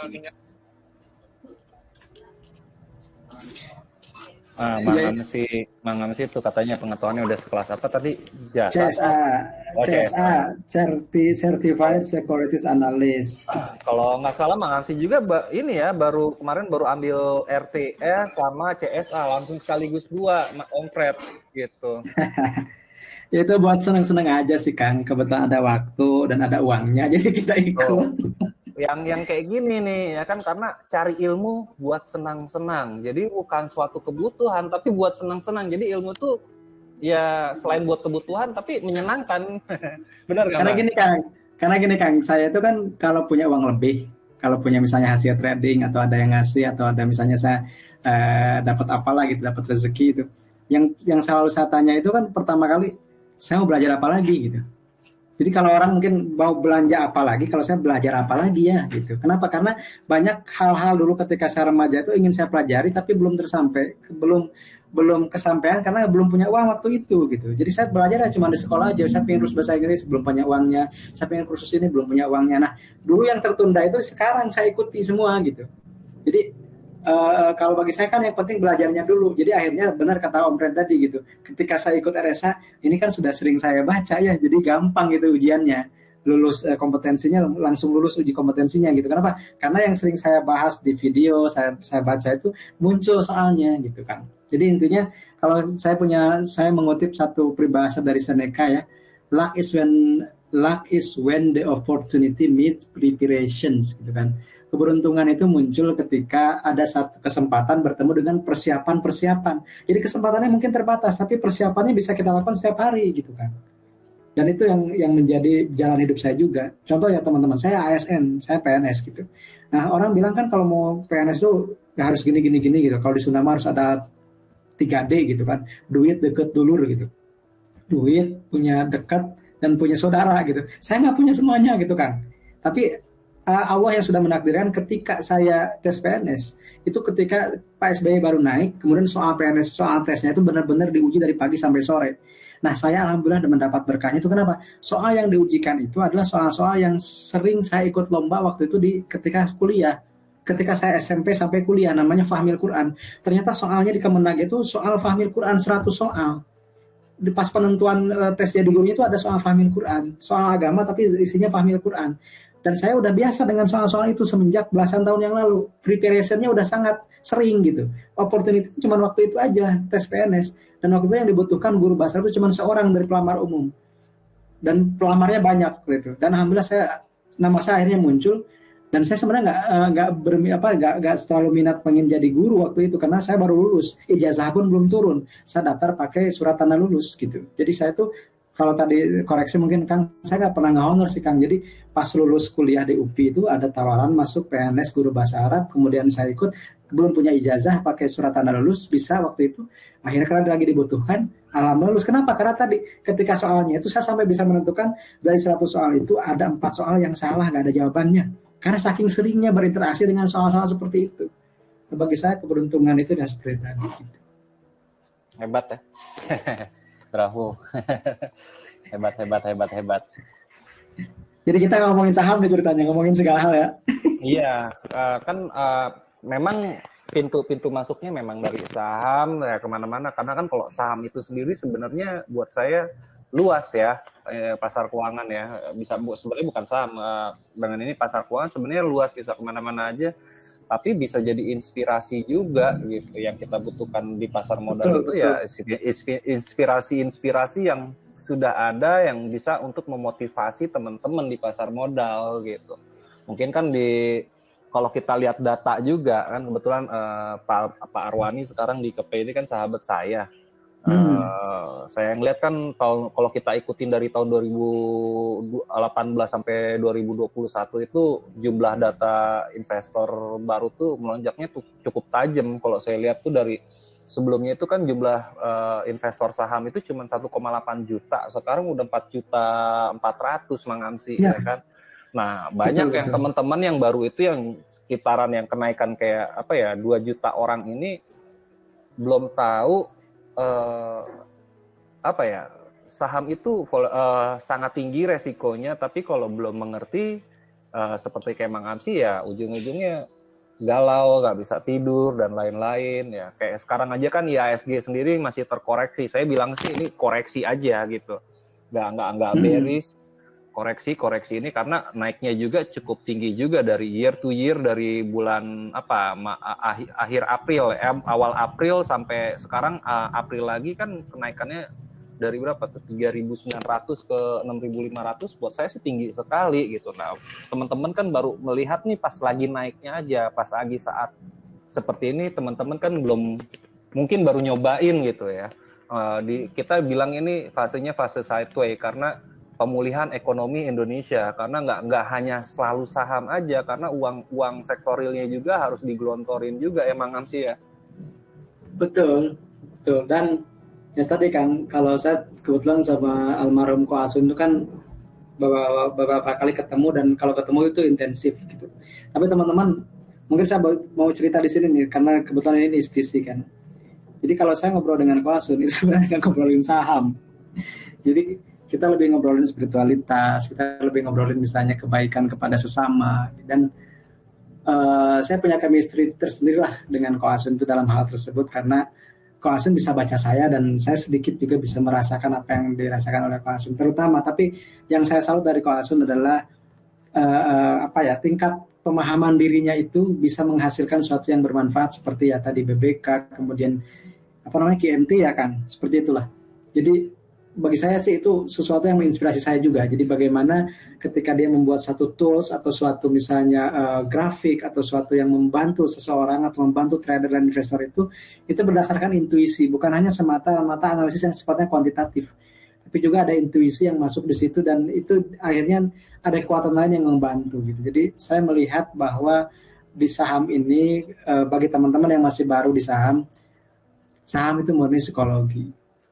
Jadi kalau istilah Sun Tzu itu know yourself, know your enemy gitu. Kenali dirimu, maka kamu akan mudah dengan mengenali musuhmu. Dalam hal ini, kalau kita bisa mengenali diri kita sendiri, maka kita akan mengenali juga instrumen yang atau saham mana yang cocok dengan kita. Saya juga terinspirasi oleh seorang ibu-ibu dulu. Kalau dia itu sahamnya itu nggak pernah rubah, Kang. Jadi dia cuma punya stock universe itu 3 sampai 5 aja. Kalau nggak salah LPVF, Unilever, BBCA sama apa satu lagi gitu ya. Link kalau tidak salah. Jadi dia cuma 4 aja itu. Jadi kalau dia lagi uptrend dia ikut, kemudian sudah downtrend dia keluar dulu, dia nunggu dulu ke saham yang lain. Dia sudah sampai hafal polanya gitu. Sampai hafal polanya, Mang kalau ini jangan dulu masuk, ini lagi jelek. Dan itu benar gitu. Jadi kenapa? Karena dia belajar tentang stock behavior, tentang perilaku saham itu sendiri. Nah makanya kita kan seringnya karena kita itu impulsif, sebagian besar dari trader itu adalah impulsif, lihat warning trade ini mau ini, lihat yang lagi di pom-pom ini mau ini, jadi akhirnya kita tidak mengenali satupun saham, karakternya seperti apa. Nah, padahal yang kita butuhkan sekarang itu dari 700-an saham, coba dispesifikan kira-kira kita akan katakanlah jadi tanda kutip ya, jadi pawang saham mana gitu. Jadi pawang saham mana. Nah ketika kita udah jadi pawang saham tertentu, kita udah mengenali karakternya, bahkan market makernya kita tahu sudah ganti nih ke siapa. Itu bukan bahasa yang katakanlah dimunculkan seketika, itu hasil riset sebenarnya. Misalnya di saham ABCD ini biasanya market makernya ini biasanya bulan ini naik, ada semacam seasonality gitu. Musimnya kapan dia naik, musimnya kapan dia turun. Bahkan saya pernah menemukan satu trader di Palembang, dia itu pakai ini kan, dia itu ngeprint chart satu saham, kemudian dalam beberapa tahun terakhir, kemudian dia tempelkan di kaca, kemudian dia arsir deviasinya, penyimpangannya di mana. Ternyata itu ada punya karakter yang sama gitu. Misalnya saham ABCD ini kalau bulan Maret dia turun dulu, bulan April dia mau naik. Dan ternyata dalam beberapa tahun, katakan 5 tahun terakhir, grafiknya mirip. Jadi dia sampai tahu, saya akan nunggu dulu, hold dulu nih sampai bulan sekian baru masuk dan keluar di bulan sekian. Nah, bagi saya itu yang lebih penting bagi teman-teman, bagaimana mengenali dari saham profil atau behavior atau perilaku dari saham itu sendiri. Ada lagi mungkin yang mau ditanyakan nih, udah jam 10:10. Mungkin ada sebelum Mang Amsi melanjutkan aktivitas paginya seperti biasa. Saya tunggu 1-2 menit. Aktivitasnya saya nganggur sih Kang aktivitasnya. Mang Amsi kan katanya ada mertua juga atau orang tua nitip portonya di Mang Amsi ya. Misalnya nyangkut, mereka gimana tuh Mang Amsi itu ya kan? Untuk reasonnya ke mereka tuh seperti apa gitu Mang? Saya udah sejak dari awal sudah mengatakan gini Kang, kalau mau misalnya nyimpen di saham berarti harus siap rugi, jadi bukan siap untung. Jadi kalau mau nitip uang siap rugi. Kenapa? Karena kalau untung mah nggak usah siap juga mau kan gitu. Tapi kalau rugi siap nggak? Misalnya rugi sekian, dan ruginya masih rugi potensial, kata saya bukan rugi realis. Kenapa? Karena belum kita jual gitu. Kalau misalnya ada untung baru kita balik lagi baru kita jual. Ya sepanjang sekarang sih mereka setuju aja nggak masalah, dan saya juga pernah mengatakan kalau rugi nggak apa-apa lah, misalnya rugi dulu sebentar, kalau lagi butuh saya pinjam dulu uang saya pinjamkan uang saya dulu, tapi sahamnya saya beli. Gitu aja kan. Jadi sahamnya jadi milik saya, jadi ditukar kepemilikan gitu. Jadi boleh pakai kas saya dulu, tapi saham yang dimiliki orang tua saya itu jadi milik saya. Saya gantikan. Benar-benar berdagang saham ya. Kalau ada ruginya tuh. Betul. Jadi benar-benar berdagang saham gitu ya teman-teman. Ini satu pintar nih. Jadi saham itu sebenarnya berdagang saham, bisa dibilang investasi mungkin iya, tapi ujung-ujungnya berdagang saham kita tuh. Betul Kang. Ya. Bahkan gini Kang, anak saya tuh ke saya datang, Pak, saya mau jajan nih, ada keperluan sekolah, saya mau ngambil dari saham ya dulu. Oh boleh, tapi saham kamu dijualnya ke saya aja, nanti saya beli gitu.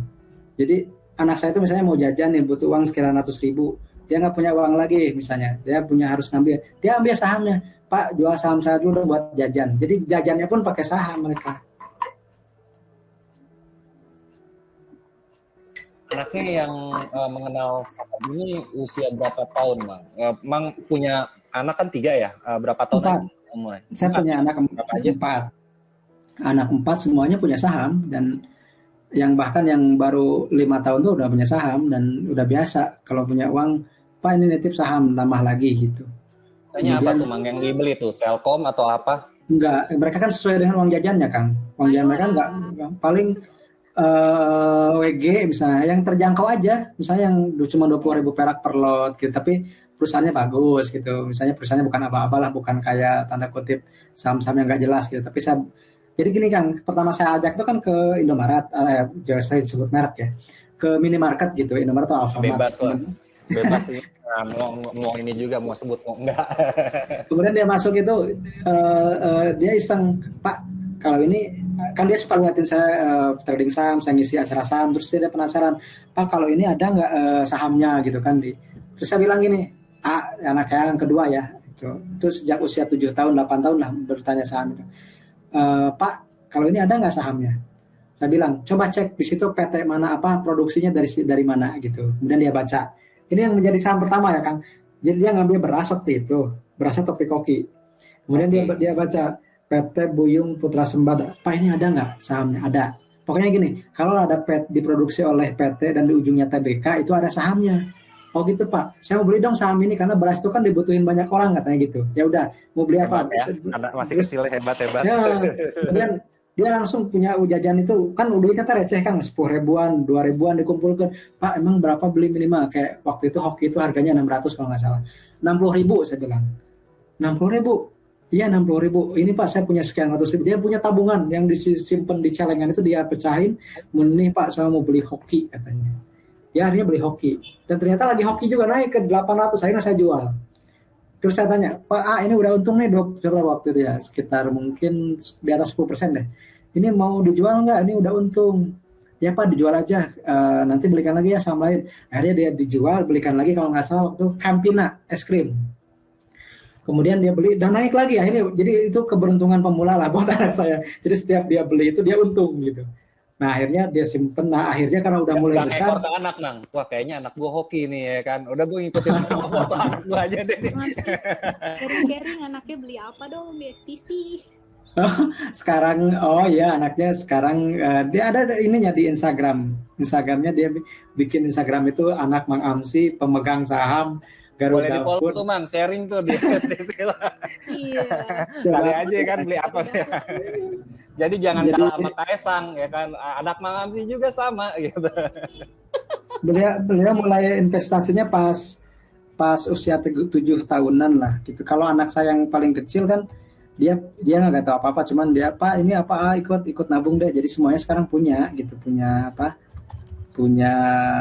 saham gitu dan kebanyakannya di Garuda Food. Nah ini anak saya tuh. Berarti suka makan kacang Garuda. Sebenarnya kacang Garuda itu apa ya, saham rakyat juga bisa dibilang, karena semua elemen masyarakat juga tahu, dan kalau ngumpul keluarga atau teman-teman biasanya yang dibeli kacang Garuda ya. Ya, Garuda Food itu kan yang punya Coklatos juga. Oh iya. Kemudian juga makanan-makanan. Jadi terinspirasinya gitu. Dia kan sering makan makanan kecil di kampung, itu kan warung-warung di kampung ya suka sediain snack gitu kan. Iya. Terus Pak, ini ada uangnya habis misalnya untung dari hoki, kemudian untung dari Campina. Ini Pak, ini Garuda Food bagus gak? Udah ada nggak di bursa? Ada. Pokoknya kalau ada TBK-nya pasti udah ada, saya bilang gitu. Harganya berapa? Harganya waktu itu 1.700-an kalau tidak salah kan. Dia beli itu berapa banyak tuh belinya gitu. Nggak apa-apa semua ya, nggak apa-apa ini makan buat nanti aja. Terus turun kan itu pernah nyangkut ke 1.100 kan. Terus saya bilang ini turun lagi nih sahamnya gimana? Ini ada uang lebih Pak, beli lagi aja, beli lagi. Gitu. Jadi akhirnya LKH baru ya. Kenapa? Dia bilang ini kan masih apa namanya, masih ini katanya masih ada barangnya gitu, masih produknya masih ada, ya udah nabung aja nggak masalah. Tapi dia juga punya akun buat punya juga misalnya tabungan buat tradingnya. Dia tuh misalnya sekarang tradingnya di WG kan, WG lagi turun misalnya, gimana tambah lagi aja gitu. Karena saya ajarinnya ke saham-saham yang fundamentalnya bagus, kemudian misalnya produknya juga dikenal. Jadi ketika misalnya nyangkut pun mereka tidak panik ya, saya ajarin tidak panik. Justru mereka mau nyiapin lagi uang kas buat nambah gitu. Kenapa? Karena di jangka waktu yang agak lama ini akan naik lagi. Dia punya juga sudah muncul juga punya begitu. Keluarga sangat inspirasi ya, dari yang terkecil, mertua, orang tua, bahkan Mang Amsi sendiri. Saya sangat apa ya? Sangat nyaman dan betah juga ngopi sama Mang Amsi pagi-pagi nih ya kan. Cuman kalau saya kan banyak candanya Kang. Jadi ya saya juga sama lah Mang, banyak bercanda. Tapi dari yang pendengar di sini juga, buat mereka saya yakin 100% inspirator juga Mang Amsi. Isinya buat saya sih daging, bukan tulang, bukan ini. Jadi yang diajarkan untuk teman-teman ya bukan lihat returnnya, tapi lihat resikonya, tapi dari resikonya berbalance jadi returnnya juga ya sebanding gitu. Dari catatan pagi ini ya, Mang Amsi ya. Betul Kang. Jadi program jangka pendeknya Mang Amsi nih untuk syariah saham Indonesia jangka pendeknya mau seperti apa, bagaimana gitu Mang Amsi? Oke Kang, terima kasih. Jadi untuk syariah saham sendiri saya sekarang sudah banyak delegasikan ke Kang Adi gitu karena saya melihat bahwa Kang Adi ini sangat passion juga di saham syariah. Jadi Kang Adi ini sekarang bikin misalnya filter saham syariah itu sudah dibuatkan di webnya. Kemudian juga money management sederhana kita buat tool-tool yang dibutuhkan oleh investor dan trader gitu untuk khusus saham syariah. Kemudian jangka pendeknya juga saya mau merampungkan buku kedua saya, mohon doanya aja karena bawaannya itu bikin buku itu bener tantangannya itu di awal memulai gitu. Kalau sudah mulai sih gampang. Kemudian juga kita tetap, saya tuh sekarang punya kalender Kang. Kalender itu saya buletin tanggal-tanggal dari mulai sekarang sampai akhir tahun itu. Alhamdulillah sudah ada yang misalnya tiap minggu itu ada yang bikin kajian atau misalnya live di mana, ngisi webinar di mana. Jadi kalau bagi saya sih jangka pendeknya kita terus saja bermanfaat. Jadi gini, think globally, act locally gitu kan. Meskipun saya sudah katakanlah dikenal oleh orang dimanapun di Indonesia bahkan di misalnya di berbagai negara, tapi saya tetap berinteraksi dengan tetangga, dengan keluarga, mencoba memenuhi kebutuhan mereka, apapun misalnya dari mulai kebutuhan yang sifatnya primer sampai kebutuhan pendidikan. Saya buat misalnya bantu buat lembaga pendidikan. Jadi keberkahan karena tema di kita itu keberkahan. Keberkahan itu kan ada ketika kebaikan kita dilakukan dengan baik dan berbuah kebaikan lagi. Jadi bagi saya itulah yang bisa kita peroleh nanti bahkan bukan hanya di sini tapi sudah tidak ada pun kita masih bisa menikmati eternal return abadinya dari apa yang kita lakukan di dunia ini gitu. Terima kasih Mang Angsi udah kasih kopi, udah kasih daging, kopinya juga buat teman-teman ya kan. Siap. Untuk last call, teman-teman ada yang mau bertanya, Mang Amsi, saya kasih waktunya untuk 2-3 menit sebelum kita tutup. Sama Om Adi tadi juga udah PM-an, mungkin Om Adi akan mengisi besok ngopi paginya ya. Keren. Beliau ahli teknikal dan ahli nebak, big fun itu. Jadi kita ngobrol-ngobrol lebih dalam lagi dari sisi teknikal, hanya ya cara screeningnya ke Om Adi besok ya. Iya. Beliau tuh pawang saham Kang. Jadi beliau itu salah satu orang yang sudah mempraktekkan pawang saham. Jadi dia punya saham-saham tertentu yang dia bisa kenali pergerakannya. Oh ini yang di Palembang ya Mang? Bukan, di Jakarta. Kang Adi bukan Adi mana? Adi Nugraha. Oh ya, yang dari Syariah Saham juga. Hari Saham juga, admin juga. Besok kita ngobrol-ngobrol. Jadi kan anekdotnya kita gini kan. Iya, masa depan tuh kan gini. Foundernya di hutan, di saya di Cianjur. Co-founder satu Kang Adi di Ragunan, rumahnya dekat kebun binatang Ragunan. Satu lagi dulu Kang. Dulu Kang Evan di Auckland, di New Zealand. Jadi hutan Ragunan, New Zealand gitu. Kita jarang ketemu sebenarnya. Jarang ketemu.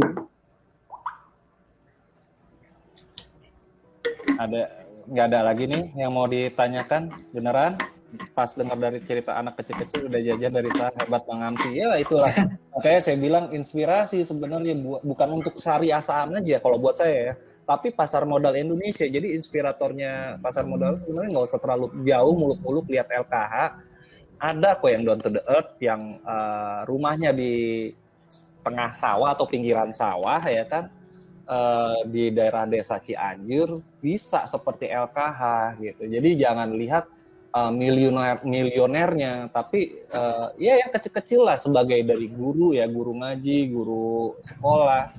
Lihat dari yang kita tuh kalau ngeliat apa ya, ngelihat nenggak ke atas itu pegel ya Mang ya. Kalau lihat atas terus ya, benar nggak Mang? Yang kita lihat itu udah lihat ke bawah aja gitu. Dan LKH itu berteman baik dengan saya, biasa japrian, biasa ngobrol, dan ya beliau itu kan apa ya istilahnya punya sampai gini ada teman saya itu japri ke saya, dia tuh seorang influencer juga. Komang kayaknya Pak LKH itu punya punya apa ya, punya hati tersendiri lah ke Mang Amsi mah.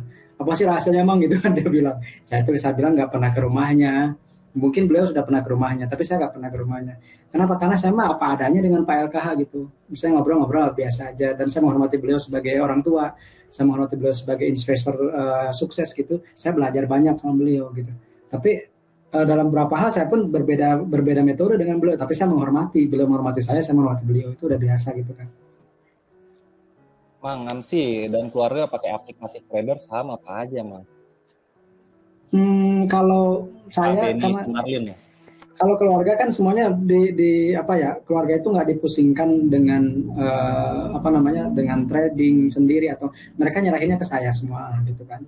Dan termasuk kalau anak saya mungkin di follow Instagram, mereka pun jarang lihat Instagram gitu. Kenapa? Karena mereka masih punya dunianya untuk belajar di rumah, atau misalnya ngaji gitu. Mereka lebih passionnya seperti itu. Jadi ya saham ya mereka sudah tidak anggap seperti sesuatu yang dipikirin tiap hari gitu. Ya enjoy aja, kalau punya uang beli gitu, semudah itu gitu kan. Tapi kadang juga ada anak saya, Pak ini ada RUPS ya, atau misalnya rapat megang saham, itu bicara apa aja? Saya ceritain itu bicara tentang gini-gini. Terus saya liatin laporan tahunan, nah bahasanya dari sini aja, kamu yang berwarna kan enak dibaca tuh.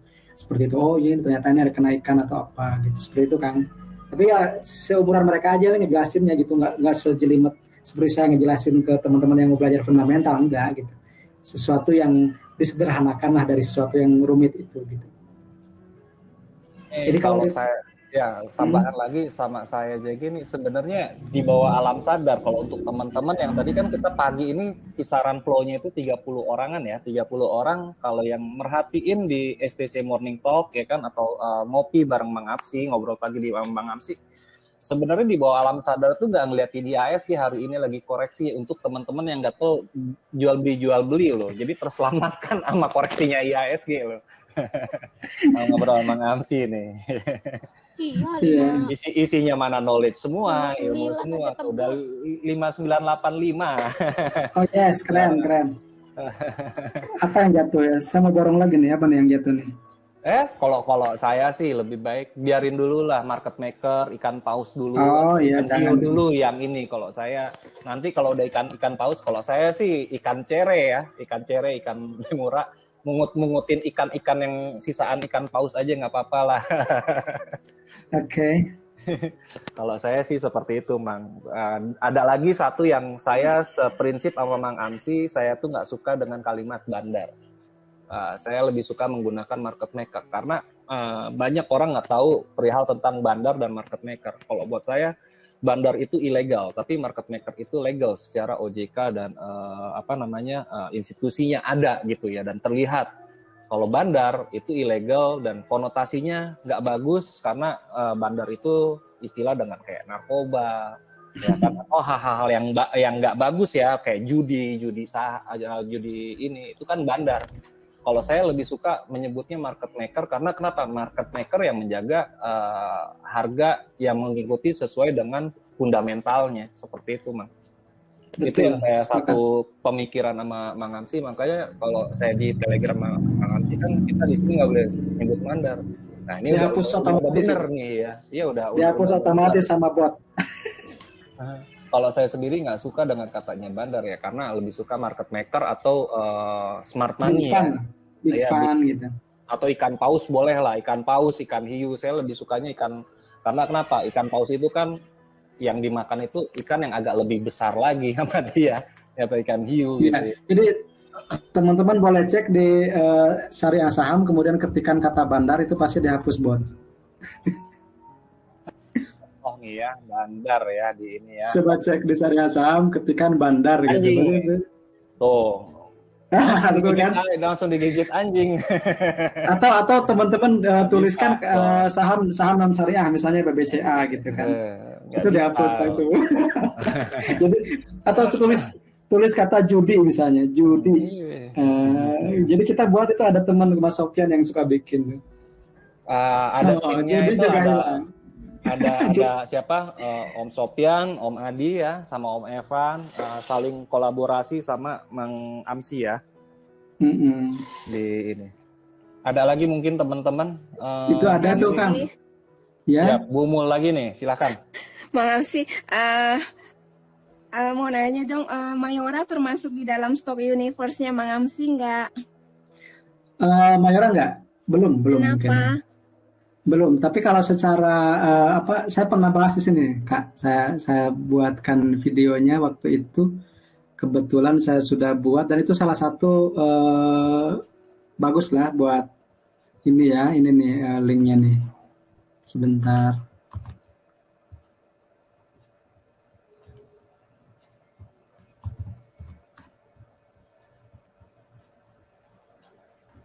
Nah, itu video di situ saya jelaskan kenapa Mayora itu salah satu yang menarik begitu. Jadi saya jawabnya dengan video biar lebih gamblang. Jadi di situ saya membandingkan saham-saham consumer goods big caps-nya atau yang 5 besarnya, ICBP, Unilever, Kalbe Pharma, Mayora, Indofood. Oke, terima kasih Mang Amsi. Sami-sami. Jadi enaknya punya YouTube channel itu gitu kan, kalau ada yang nanya kalau udah pernah dibahas saya masukin linknya gitu. Iya. Jangan lupa share and subscribe. Alhamdulillah. Jadi bantu memajukan pasar modal Indonesia, ya kan, membantu masukan positif buat teman-teman juga. Siapa tahu tetangganya Pak RT, Pak RW akhirnya mau nabung saham, ya benar nggak?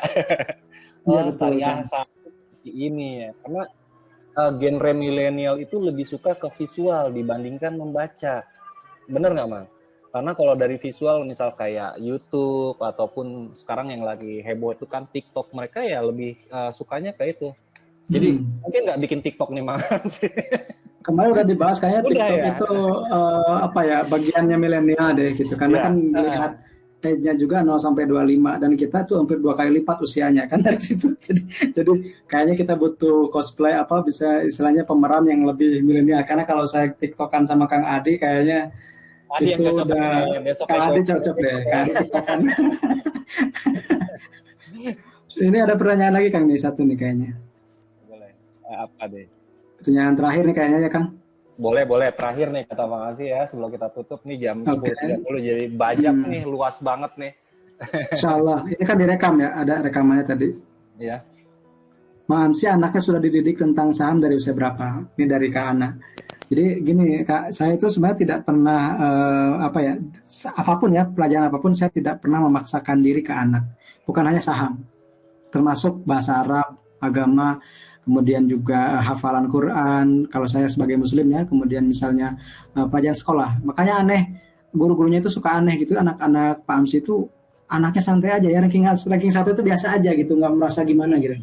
Karena saya nanamin ke anak itu gini, kamu yang penting belajar apa saja. Yang penting kamu mau belajar, prestasi itu nomor sekian gitu. Kalaupun ada itu anggap aja bonus gitu. Nah apapun gitu, yang penting kamu punya tradisi belajar. Itu yang lebih bermanfaat di masa depan ketimbang kamu harus ngejar prestasi yang akhirnya kamu juga jadi tertekan. Makanya saya ngalamin itu dan ketika saham pun mereka yang nanya duluan gitu. Karena mungkin saya lihat running trade, kemudian saya banyak buku tentang saham, saya ngisi acara poster-poster tentang saham, akhirnya Pak saham itu apa ya? Terus ya saya nggak ngomongin secara detail, ya saham itu kita beli perusahaan gitu. Terus gimana Pak? Nah akhirnya saya ajak ke minimarket tadi, coba cari misalnya produk apa, cari di situ diproduksi oleh apa, kalau ada TBK-nya itu ada sahamnya. Jadi mereka bertanya duluan aja gitu, sampai gimana cara belinya, gimana. Nah akhirnya itu sejak usia karena yang pertama yang antusias dengan saham itu anak saya kedua. Anak saya kedua, karena mungkin ada faktor ngaruh juga, faktor lahirnya Kak. Jadi dia itu lahir ketika kena resesi 2008, akhir 2008 menjelang 2009. Jadi antusiasme sahamnya lebih dibanding saudara yang lainnya. Lainnya juga ikut saham, tapi yang paling antusiasnya anak saya yang kedua, namanya Alfat. Nah, jadi ketika beliau berusianya baru 6 atau 7 tahun ya, saya lupa, sekitar mau kelas 2 atau kelas 3 SD lah. Itu baru bertanya tentang itu, dan akhirnya sampai sekarang ya dia beli, kalau punya uang lebih, kemarin aja dia itu nyimpen tabungan kurbannya di saham. Jadi nanti katanya mau kurban di Idul Adha ini pakai saham. Seperti itu, mungkin kan. Hebat tuh dari saham dari umur di bawah 12 tahun udah bisa kurban pakai dari saham hasil. Hebat gak tuh? Nabung. Buat saya uang jajan aja Kak.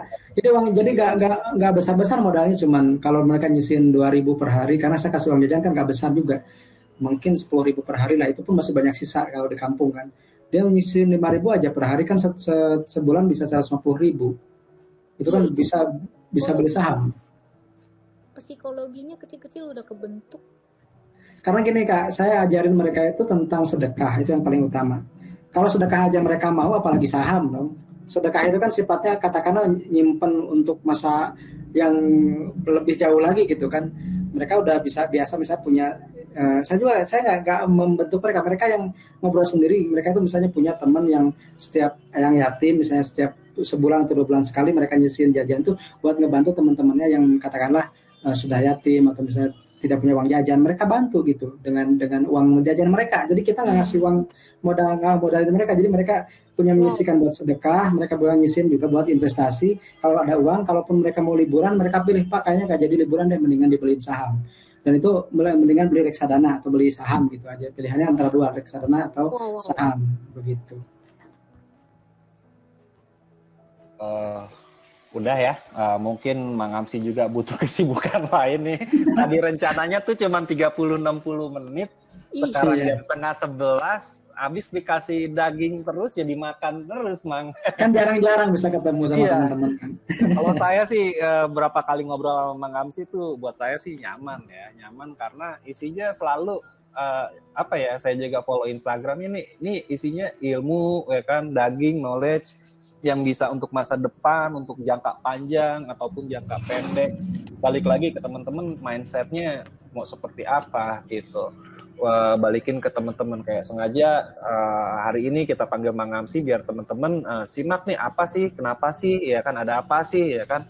Di sisi lain juga kita untuk mengalihkan di bawah alam sadar, ya udahlah kita udah tahu nih market nggak begitu bagus, kita lihat cari ilmunya di sini gitu. Jadi pagi ini jadi kita biar nggak kadang-kadang gua ya asli gini serok nanti dulu kita lihat-lihat dulu ya kan, mendingan ngobrol cari ilmu kayak dari Mang Amsi, keluarganya Mang Amsi, anak-anaknya, istrinya, sama tim-timnya kan. Hari ini nih hampir saya bilang ilmu dari Mang Amsi turun nih 100% semua di ngopi pagi STC gitu ya.